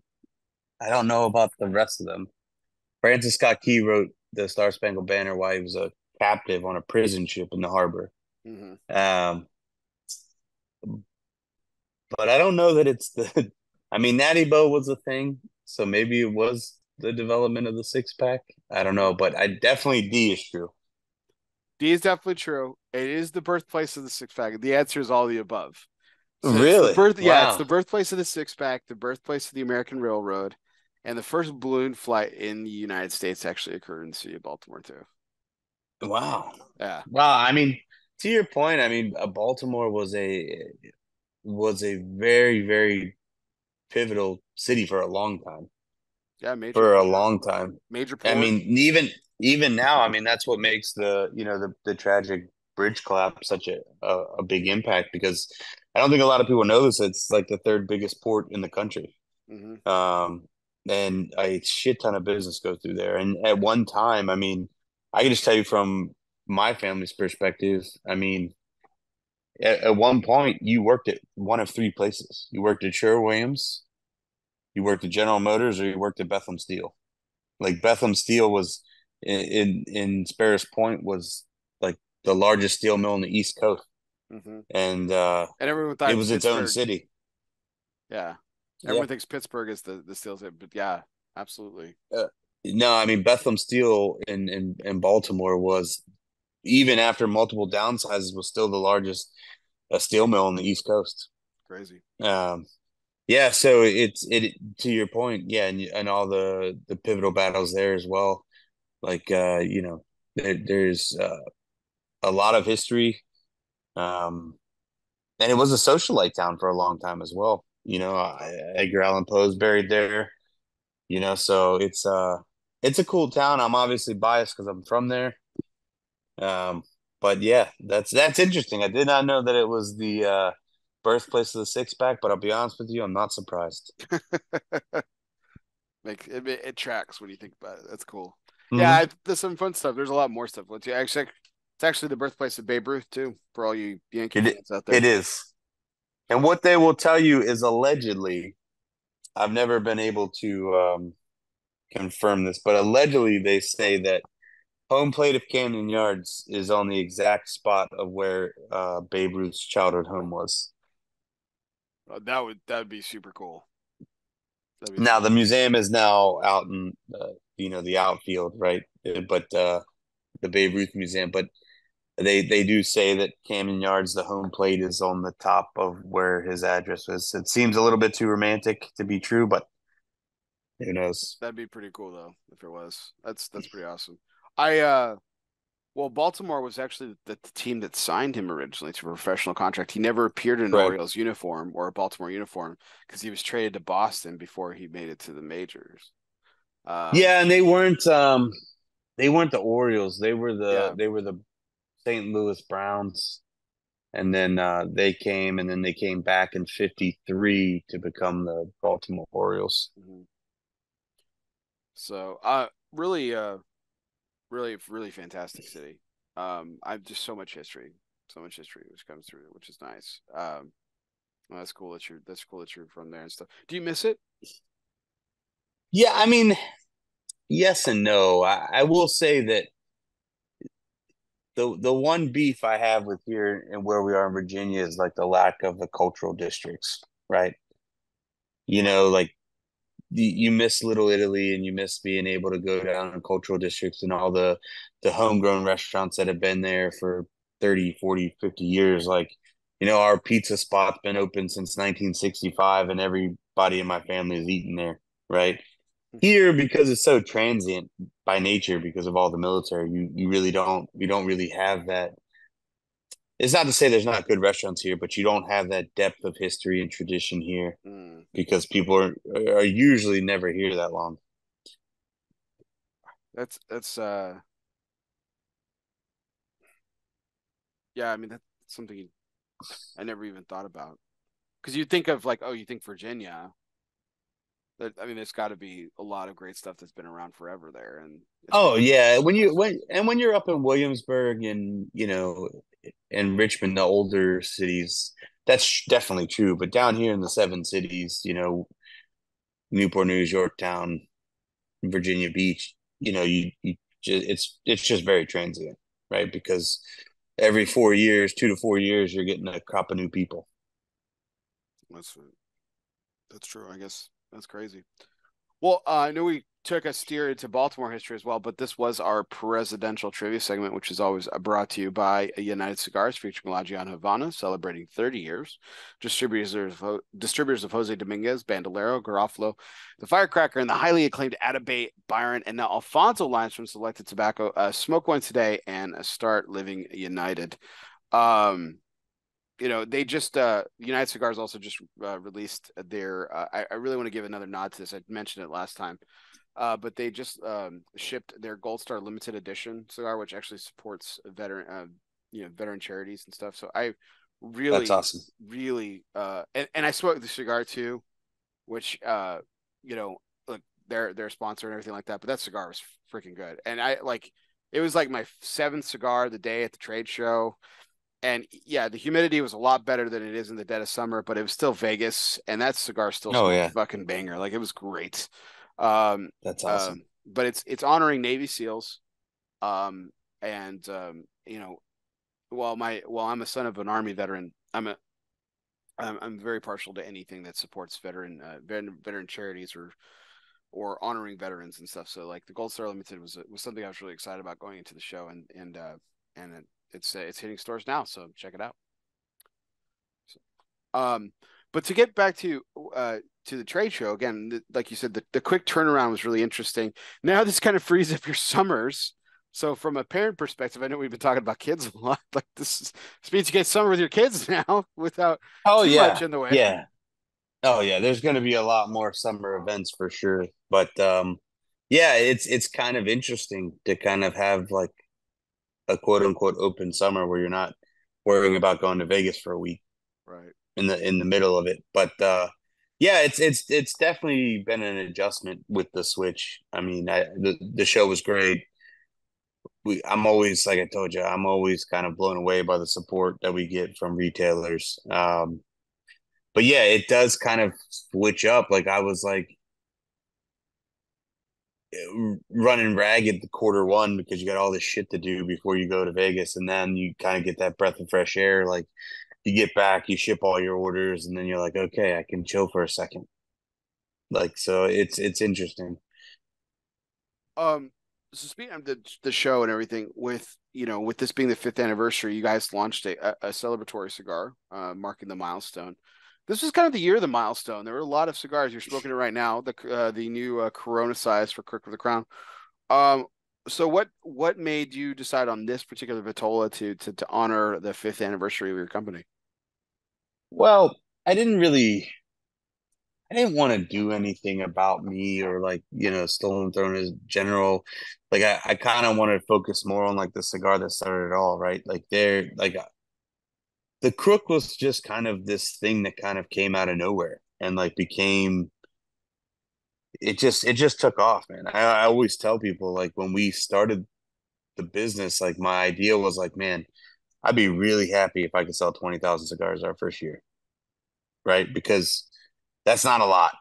That's not a lot of cigars at all. But when you think about it, you're like, okay, you're getting started. That means you're getting a little bit of a footprint. I mean, dude, we sold 100,000 cigars of that cigar, one blend, two sizes our first year, right? So it just it just kind of has taken on a life of its own. And like as you've mentioned before, like I'm very specific with how our portfolio is displayed, and I don't believe in line extensions and adding that kind of way, but we get hammered about it all the time, all the time. Someone wanted like a smaller ring gauge Crook or this, that, or other thing. So I was like, okay. I personally love the 6x46 Corona. It's probably my favorite Vitola. It's one of the coolest cigars like shapes that we utilize in the factory. Um, so I was like, okay, and it'll be a little bit of a test because the Crook is a heavy blend, so to get it down into that format would be a little bit of a challenge. So it kind of fit perfectly in how we were going to attack it. Like, let's celebrate the Crook. You're the Crook Club, and we'll make it a Corona one time, and Nice, that's what we're doing. So sweet. Well, speaking of that, I'm about to light up another Crook of the Crown too. I'm going to write up the Robusto here in a second, but I wanted to talk about the cigar, the Yorktown Fleet that I'm finishing up, the box press torpedo. Um, so I rarely say this, Lee, because I think it rarely happens. Um, I really don't believe in the myth of a crescendo of flavor at the end of a cigar. It's to me, yeah, it's one of those rare things where a cigar gets. I think a cigar takes time typically to warm up. I usually find a cigar sweet spot in that second third. It's somewhere in the middle, right? sure, Takes a little bit to warm up. Sometimes, again, you get caught off cigar where, like, right when you light up a cigar, it's like, bam, fantastic, right? And then it kind of carries through or doesn't or whatever. It goes through whatever journey it's supposed to. But the middle third seems to be like, for me, typically, that's been my experience with most cigars. And then the last third tends to be the weakest. Doesn't mean it's bad, right, doesn't mean it's awful or anything like that by any stretch. I mean, there's good blends. I mean, there's some blends that I love smoking down and I'm burning my fingertips. I mean, that's really what you want out of an experience. But rarely do I find a cigar that peaks in its last third. And I have to say that was kind of my experience with the Yorktown Fleet. I thought that, I mean, again, first and second third were good, very good. I really enjoyed it. I was like, man, this is very different, from like you said, and particularly in this Vitola, it carried a lot more of that, you know, I guess non-traditional Stolen Throne flair of a lot of body and heat and vibrance and stuff, but it had some really terrific balance and really enjoyed it. But this last third is freaking just killer, man. It is just, I yeah, mean, it really, really built into something. The retrohale is really nice and long, beautiful, like the earthiness that kind of dominated the palate for me throughout the cigar is kind of really morphed into this balancing act of sweetness and spice and yeah. It retrohale, does and get it's a really nice sweetness on the finish as you're going through the transitions, and it kind of lasts. It's a very cool cigar, man. It. I'm glad you enjoyed it. I'm glad yeah, I got to smoke the first one with you. That's yeah, awesome. man, it's really good, really good. So I'm gonna take a few more puffs out before I light my next cigar. But man, it really. And I rarely say that, Lee. I mean, I think that's. I mean, it's an accomplishment. I can't remember. This is how rare it is. I can't remember the last cigar that I had. I know it's happened, so I won't say it's the first, but I can't remember the last cigar there was where I was just like, "Damn, the last third was the best." Like, and That's this awesome. this is it, man. Like, this is Yeah, I mean that's one of the things that's always the most difficult, even now, right? Like when we release a new blend, you're always super nervous, right? It's like I have to imagine it's like when someone plays a song for someone the first time and they've only played it for themselves. They've only like, kind of enjoyed it and taken it in as they're developing it. And then you just sit back and wait for people to basically love or ridicule your baby, right? So it's like one of these things that, and it happens every time. And I don't know that it'll ever change, but I go super dark when we release something new because it's like it's just the emotional tie to it, right? Because I think that's the thing too. When I get asked like, "What's your favorite cigar?" Well, I love them all because I spend so much time with them. I mean, the average development time for me on a blend is about a year and a half to 2 years, right? So like, if I didn't love it, you would never even smoke it. It would never make it to you, Right. So it's like it's hard to choose and kind of make it. And I understand why people ask it, right? It's a thing to ask, but it's also kind of an insight to where to go and where to pivot and stuff like that. But it's always hard. It's like they are all your children, so you Hmm. do love them all equally. Now I do go through spurts of where I'm really focused on this one cigar right now, and it's usually whatever we've been back ordered on. As soon as they come in, I'm hammering them because you want what you don't have, right? So, Exactly. but I'm glad you enjoyed it. Yeah, absolutely, man. Absolutely. Um, the Crook has been, like I said, it's been one of my favorites over the last few years that I've had. Like I said, I'll I buy a box here and there, and that's what I was like when I was like I invited you on the show. I was like, cool, I have Kirk. I don't eat any cigars because I need another cigar like I need a hole in the head. But funnily enough, that's the best thing about being a cigar smoker is you always buy more. And then I was like, damn, the box is empty, and I was like, oh crap. And so Jay Davis to the rescue, man, was able to provide these cigars for us tonight, which was fantastic. So, um, but to again, just to go back to the show for a second here. Um, now, was it? I believe it was the summer, right? It was the summer trade show where you guys kind of formally announced the distributorship and partnership with ER Fine Cigars, correct? That is, yeah. We had announced the distribution deal and all that last trade show, so the last July trade show. I Yeah, so Ed launched in April of last year, and we've been distributing ever since. But it was kind of the first coming out party, if you will, at the trade show in July I at the mean, at the Venetian. not to put such a damning word on it, but this had to be a big coup for you. I mean, he's made by Plasencia Cigars. They're one of the biggest powerhouse brands out there. And you snag distribution rights. I mean, I know you obviously have the personal relationship with him, but man, Oh yeah, what a big deal for you guys. That's awesome. yeah. I mean, it's one of those things where we talk about relationships, right? Like I've known Ed a while, and he had approached me a while ago when this was early in development of what he was trying to do. And he, of course, has had a relationship with Placencia for some time. So it kind of just fell in. They were kind of figuring out some directions and stuff, and like finally just asked, like, I was giving him some advice on what to do and how to navigate, and then he finally was like, "Can you just distribute our stuff?" I was like, I guess so. So that's kind of how it started. And we had been toying with the idea of starting distribution because we have a warehouse. We have the kind of system in place, and we've kind of set a nice footprint for ourselves and created, avenues for entry into, what's now 250 stores nationwide, and a couple of different countries now. So it was kind of always on the back burner potentially. He kind of just forced my hand. I didn't really have a choice. So, but yeah, it's been great. It's awesome. He's a super unique guy. And what I liked about him is because I was honest with him. I'm like, I'm not interested in gimmicks. If you just want to be a celebrity with your cigar, like I'm not the person that you need to work with and kind of operate on. But no, he's all about cigars. He loves the culture. He's very Hmm. ingrained in smoking and the consumer and the retailer. So it's been fun. It's been fun for sure. And obviously, coming from Baltimore, being a Baltimore Ravens fan, that's always an added benefit. Yeah. When one of the greatest football players of all time,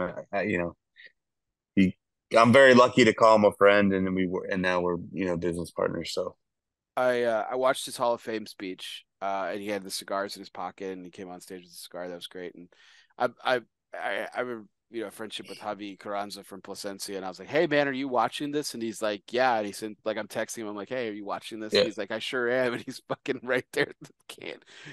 yeah. He's at the Hall of Fame. He's at Canton with the watching the speech live. So I was like, that's pretty baller. That's pretty cool. Um, but I think this is a really unique opportunity for both of y'all, right? So, I mean, again, 5 years, you guys have had tremendous success, but you're still obviously growing. We Yeah, had Miguel Rocha is one of our really loyal listeners and everything. He's like, "Hey, I've been keeping tabs on you guys for 5 years. Didn't realize it had been that long." But yeah, there's shops all over the country that haven't heard. There are people who haven't heard of you, obviously, but they know Ed Reed. They know that yeah, name, and then but likewise, like you said, there's this you know Guy Fieri's kind of bypassed the phenomenon of the quote unquote celebrity cigar in recent times. And you said you don't want to be a part of it. And retailers are sick of it too, and they might love Ed. It's a great story. He makes great cigars with great people and stuff. But, but if they have that relationship with you, that gives him the opportunity. So like it really yeah. kind of does really kind of balance out. I mean, great opportunity for both of y'all. It definitely has. I mean, we've been able to do some really cool stuff because of the partnership, and likewise, we were able to give him some legitimacy in terms of like, no, like Ed's super serious, like this is kind of the thing, and I think that that's what Guy does too, right? Like I think Guy and Espinosa is different because he's involved, right? Like he's committed to it, and Ed is the same way. Mm-hmm. And that's important, right? Because even with the Fine Cigar setup, he didn't want to put his name and put his picture all over the boxes because he wants it to be a legitimate brand, not just kind of like some clickbait that like, hey, look at me, I have a cigar.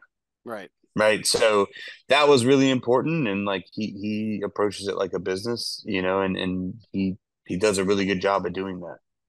Yeah, it's been really great to see him at trade shows and stuff. Like even before he launched the brand, and it was very much like he was immersing himself into the industry, and like having seen that for the last few years and seeing him and stuff, like it gave me from a consumer or even as like a media person inside the business, like it gave me no cause for worry. Like I was like, oh, another celebrity wanting to get in the cigar business. Like, no, man, I saw this guy like every Oh trade show yeah. and working too. Like he wasn't just like Oh taking yeah. a He taking a empties tour. he's funny, man. Like he'll empty ashtrays and stuff at the show and kind of do his thing. But no, man, he goes to Nika, like he's in, right? Like he loves interacting with the consumers too. So it's like one of those things like, it was cool this year. It made my life a little bit more hectic, but we did, some events and parties after the fact and where you could DJ, smoke cigars, talk about cigars and interact with people. And he's really in his element when he does that kind of stuff. And he's great at it. Like he's one of those personalities where he draws people in, man, and he's always generous with his time and meeting with people and taking pictures, and so it is cool, and he loves it. Like he loves just kind of floating around the show and doing his thing. So it's been fun. It's been interesting, but it's been fun. Um, I thought was really interesting. Like you said, there's a number of brands that have come out in the last few years, and you're one of them. And like I said, the success we've talked a lot about tonight, and a proven track record that you've been able to lay out, which is great. Um, not because again, and not because it wasn't worth it, but it was really surprising to, in a very very pleasant way. I want to put that caveat onto it in a very pleasant way. Like I was actually privy to a conversation where Pete Johnson of Tatsuahe named you specifically as kind of like one of these newer generation guys that was really kind of putting cigars back on the map in a really great way, and really kind of going after it the right way and doing things and building something in a very unique way. Do you have a relationship with Pete? Have you heard about this? Like like I said, I was part of like privy to the conversation where he specifically named you. I mean, that's some pretty high praise because Pete's very particular about the company he keeps, and like Sure. that's a high compliment, man. Yeah, yeah, I do have a great relationship with Pete. Pete's awesome. Obviously, and it's kind of been one of those things where, I've never been that guy that thinks that like I reinvented the wheel or that I'm the only guy making good cigars. Because the fact of the matter is like without Tatuaje and without Illusione, Dion and Peter, two of the guys I look up to the most, probably is there is no Stolen Throne, right? Like, yeah, we're different. We're doing things a little differently, but the fact of the matter is, without the strides that those guys made and changing the difference of what it is to be a premium cigar and in a different way that's not a legacy brand, that's not like this one-off built-in generational thing, right? Like that's they were like the trendsetters and I'm just kind of taking the ball and moving on, and those guys are obviously still going strong, so I'm not trying to sunset them in any way. But yeah, it is meaningful when those guys kind of say that like they acknowledge that what we're trying to do and what we're trying to achieve, but we're doing it the right way. And we're supportive of our retailers, we're supportive of other brands, we're supportive of our consumers, right? Because that's what it should do. I mean, we are one industry, and we pretend, and I think sometimes it gets lost in translation that this is a big industry, but it's really not, right? It's really not. It everyone knows everybody, right? And so conducting yourself in a way that is kind of respectful of that is really important, right? Because the fact of the matter is, just like Pete, just like a Dion, like I'm coming after those guys. There's going to be somebody coming after me, right? And if I can create that pathway for someone, the quote unquote sending the elevator back down, right? So that maybe they don't have to deal with the conversations that I had to when I was trying to get into a retailer that had no reason to doubt me, but because of other small companies and boutiques have come and gone and kind of left them in the lurch holding the bag, right? So if I can play any part in kind of continuing that transition and tradition, then of course I'm going to do that. But it is extremely meaningful when a guy like Pete, with all his success, and I mean, he's been doing this for 20 years, right? When they kind of acknowledge me and are supportive of me, like that's a big deal. Yeah. I just and you said it right there, like he's done it for 20 years. It's and I, and there's so much in this industry today that is because of him. I mean, I feel like he's kind of in a way the catalyst or the father of a lot of the boutique brands that have launched in those 20 years in some way, shape, or form.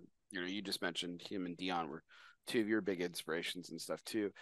And so um and then but at the same time, you know, you know, Stolen Throne has been around for, you know, a, when you think about the scope of 20 years, you guys have been around for five, which Right. makes, you around 20% of Tatuaje's existence.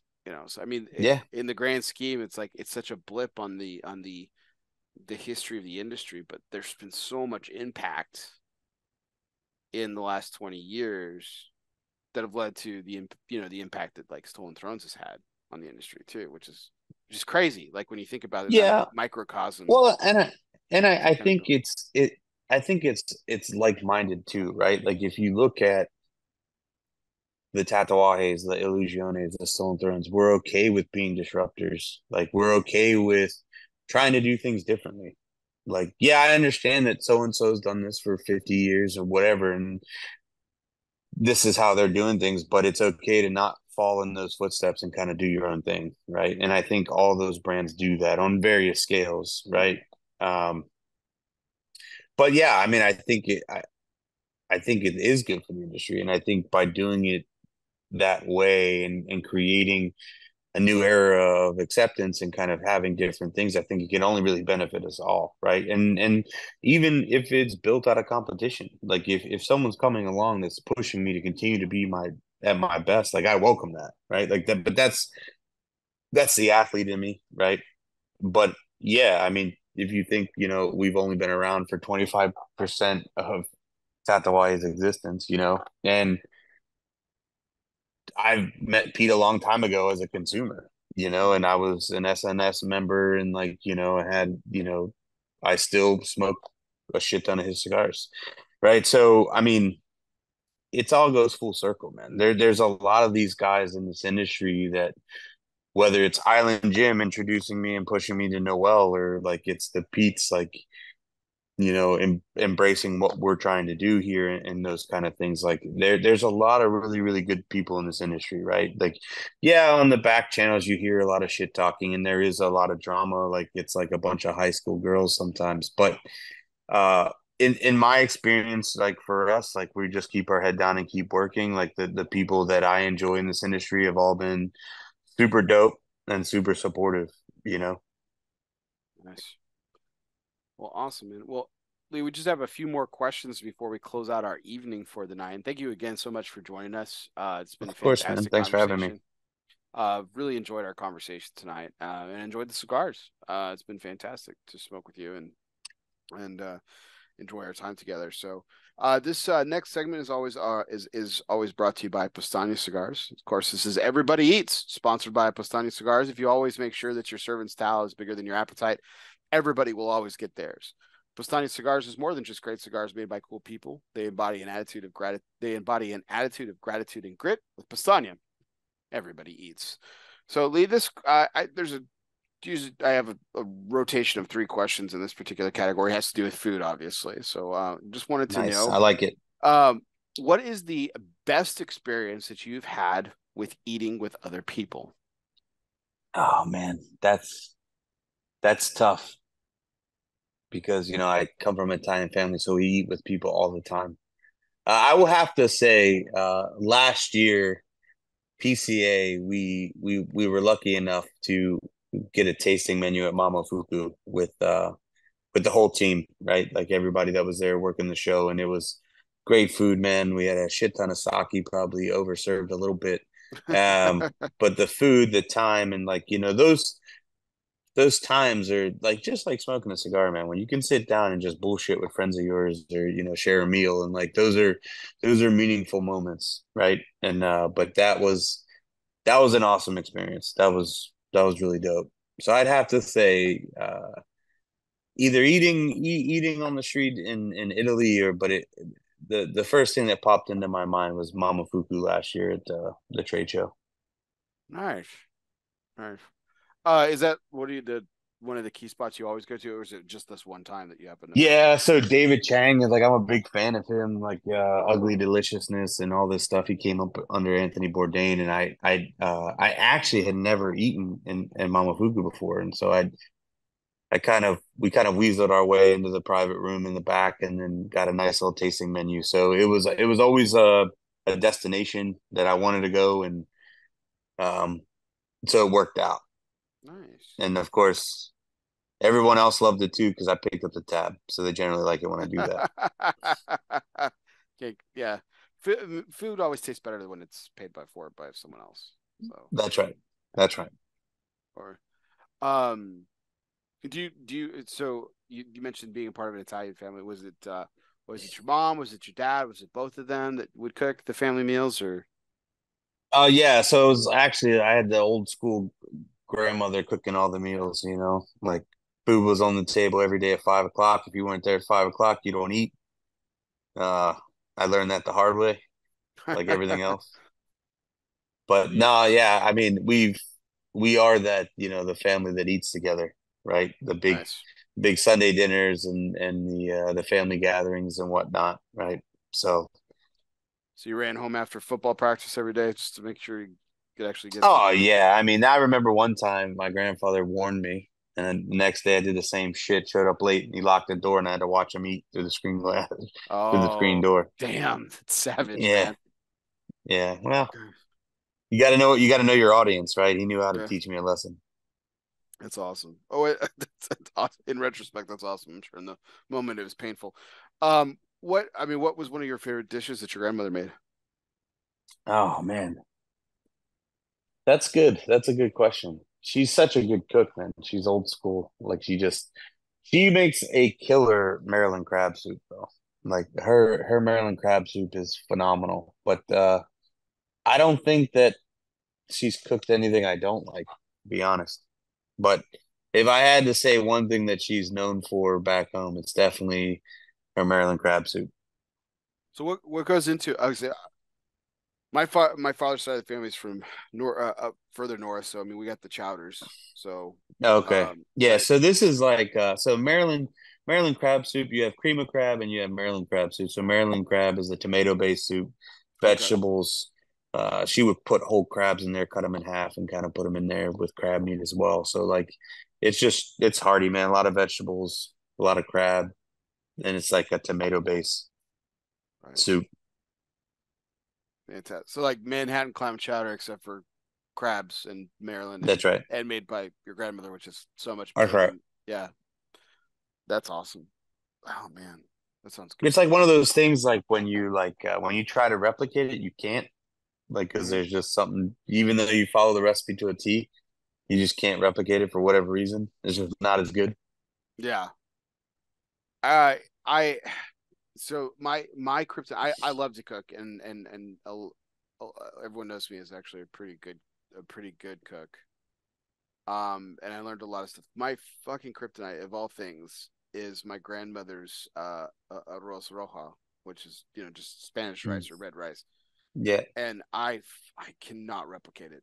I can't do it. I don't know what it is. I don't know where I fuck it up, man. But it just like, and everyone like eats my version. I'm like, oh, this is really good. I'm like, it's okay.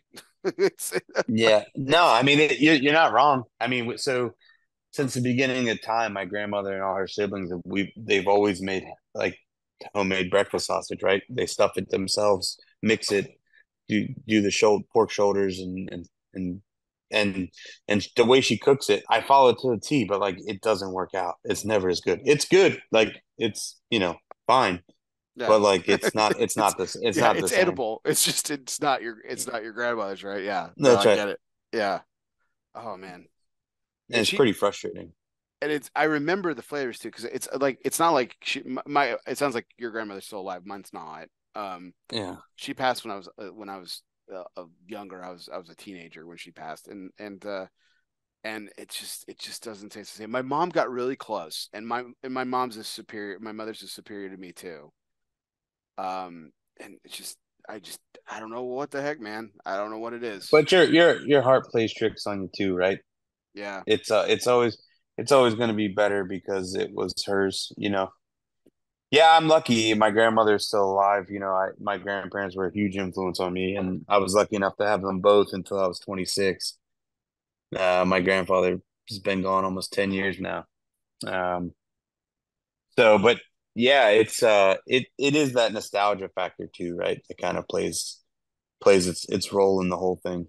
hmm, absolutely.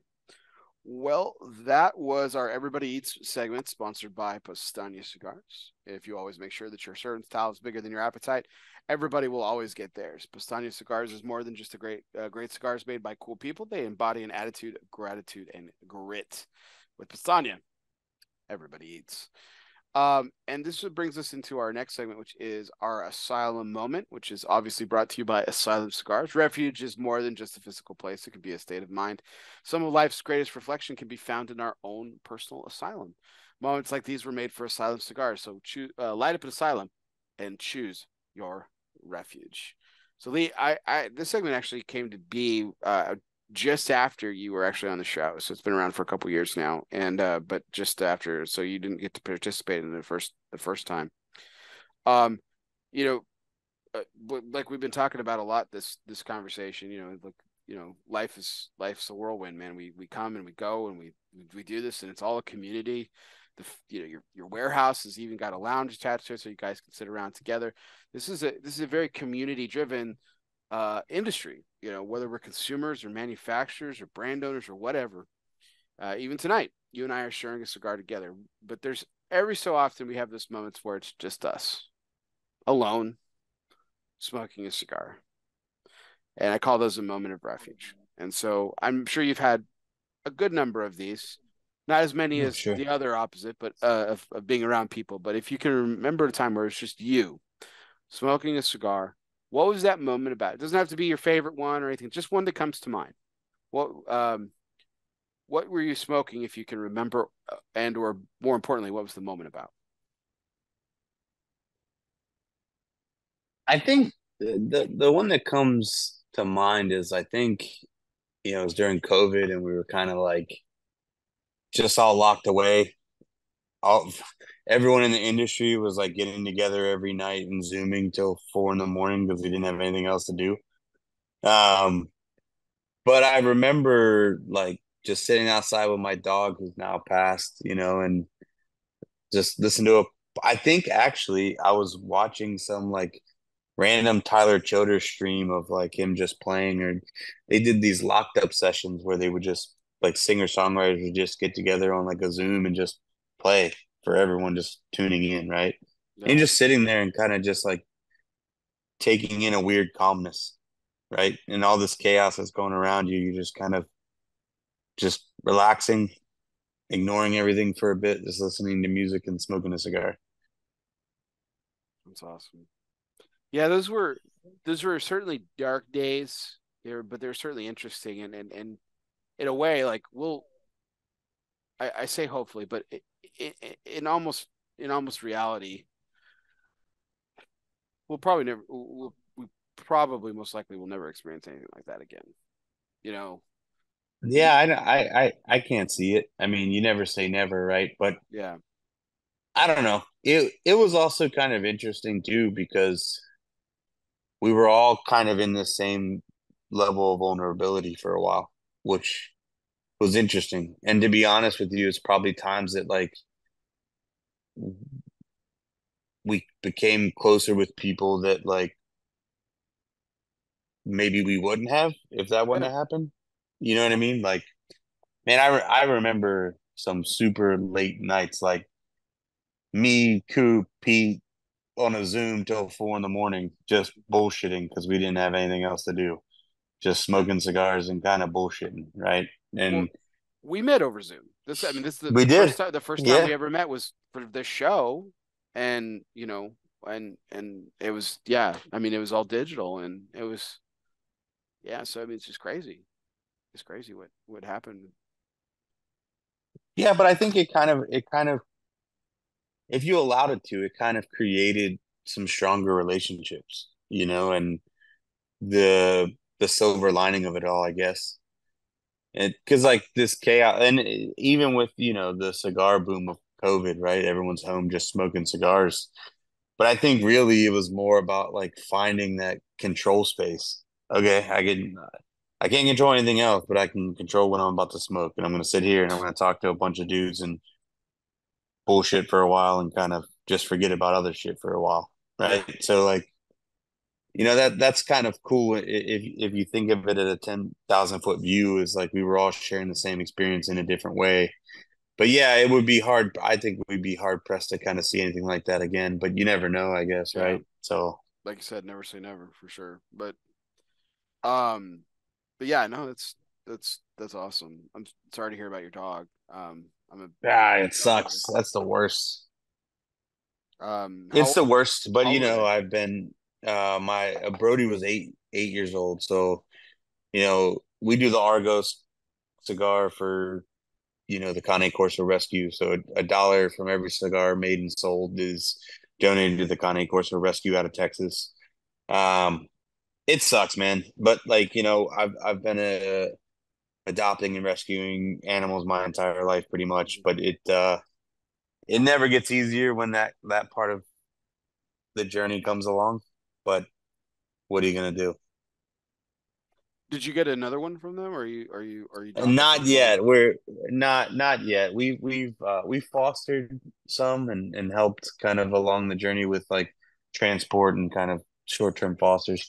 I'll get one again. I can't not have one, to be honest. But it's that was such a huge blow because now my kids are older and my kids never knew a life without them, and so that becomes the whole learning experience Yeah. for a father. Oh, Um, yeah, it sucks. It sucks, but it's part of the life, as they say. mm, yeah. Jesus, brutal. Yeah, I lost. I mean, 2020 was bad enough, and then I lost my dog in September of 2020. I was like, God, dude, this fucking year blows. Like, Yeah, it Jesus. sucks. It fucking sucks, man. Yeah, I tell everyone, like, even the people that I despise, I would never wish upon them having to go home and tell their two kids their dog's not coming home. Yeah. Like that sucked ass. Like we had just got back from Disney. I was getting ready to leave for Nicaragua, and we put Brody down. So it's been tough, but it's we cherished the time we had him. He was an awesome dog. He was the foundation for the Argos program, which has been able to raise thousands and thousands of dollars as we continue to grow that program from just being here in Richmond to now it's 13, going to be 16 retailers this year. So it's been awesome. It's been cool to use our passion to do some good, right? So Awesome. Man, that's great. Well, that will lead us to our last question of the evening, which is always our curveball segment, Lee, which is sponsored by Dunbarton Tobacco and Trust. Fastballs or curveballs, it doesn't matter since the company's inception. Steve Socker's been knocking them out of the park. Count them up, 9 consecutive years in the consensus top three. Congratulations to our good friend, Mr. Steve Saka. So, Lee, last question here. So, we've talked a lot about your journey tonight, and we've talked a lot about the success that you've had. And I know you even mentioned this, that you said that, like, it hasn't been without mistakes and everything. But I want you to think about a pivotal moment where you took a risk, and you can't say when you started the business, obviously, because you'll understand why when I ask the second part of the question. But think about where you took a risk that ended up being successful for Stolen Throne Cigars, and you had a pivotal choice. It was a choice. Like, you could have gone the way you went, and you could have gone the way you didn't go. So I want you to tell me what the way you went was and what was ultimately successful for you, but what was on the table and what would have happened if you had gone the other way. I think it's pretty easy. I think the most pivotal was the constant investment in infrastructure, right? Spending money to grow your own tobacco and kind of process it and kind of make sure that you're going to be able to keep a factory and your brand going, right? It was a shit ton of money, and it's not an immediate return on that investment. So you don't know that it's going to work out. Mm-hmm. It's going to be a couple of years before you know that it's going to work out. Um, and the other option is like Noel and I could have kept trying to source and you know go that way, but then you don't know what cost is going to look like, how it's going to affect the margins and availability, and then you're always dependent on somebody else to keep you going, right? And so I'm okay with failing with my choices, but I'm not okay failing because someone else didn't do something I needed them to do, right? So I That's think ownership, we right? That's ownership. yeah, it Yeah. is. It is. That's right. I'm man enough to be accountable for the shit that goes sideways under my watch. But I think that was the big risk is creating that other platform and that other revenue stream for Noel and I, and like potentially it not going the way we want. I mean, because it happens. I mean, people rip you off. It's to a certain extent, it's a cost of doing business, but it can be very expensive mistakes, right? Like it can Well, be yeah, you're very, you're not very a farmer, right? I mean, no. exactly. And they're So handshake deals, right? They're handshake deals. So like there's a thousand things that could go wrong, right? So but it paid off because it's allowed, to your point, like it's allowed us to maintain a price point that we're attacking right now. It's allowed, the Rojas factory succeed and continue to grow. And everything we're doing on the worldwide tobacco side. So it's definitely paid off, but like I always tell people it's always easy when you're looking in hindsight, the things that worked out to be like, yeah, that was a great idea. But when you're in the moment and you're cutting the check and cashing out things to pay for these things in cash, like it gets sweaty. Like you said, it's not an immediate return on investment, and so how far back was that decision? Like, was that This is relatively early, probably 3.5 years ago. So oh, so right about the time you went full time, or just yeah, before? exactly. So there's another compounding issue, Wow. right? I just went full time, but so I learned very early in this business that you have to be flexible and you have to be opportunistic. Like if you really want to make a go and be as sustainable as possible, right? Like you have to be able to pull the trigger when things come your way. And there was some things that just came up out of nowhere and we had to make it happen within a couple days. And it's gut check time in those phone calls, right? But it's paid off. But it just as easily couldn't have, right? So that's uh that's always the balance of knowing when to take the risk and kind of pull the old Kenny Rogers and know when to walk away, you Exactly. know? Um, well, thank you, Lee. That was, I think, a great way to conclude our conversation for the night. Some real again, of course, was our curveball segment, which was brought to you by Dunbarton Tobacco and Trust. Fastballs, curveballs, doesn't matter since the company's inception. Steve Sock's been knocking it out of the park. And count them up, 9 consecutive years, the consensus top three. Um, Lee, again, thank you so much for the opportunity to speak with you tonight, man. And like I said, I know heavy travel schedule. You got you're doing it, like you said, you're doing it again later this week. Time with family is precious, and for you to set aside the evening, I know the kids are young enough. I know they're in bed now, but Yeah. for you to set the time aside, that really means a lot to me. So thank you so much. Ah, it's my pleasure, man. Thanks so much for having me. So without further ado, thanks to our audience for showing up tonight and staying up late as they always do every Sunday night with us. You can always check out our every show live on Sunday nights at 9:30 p.m. Central Time. You can always check out our stuff on YouTube later on. Hit the subscribe button when you get there too. And as always, all of our audio podcast is sponsored by Gran Habano Cigars. Uh, tonight's audio broadcast is courtesy of Gran Habano. Compassionate, great cigars. Be sure to download, subscribe, and review today. And again, as a reminder, if you already are a subscriber, do me a favor, hit unsubscribe. Just don't forget to hit resubscribe.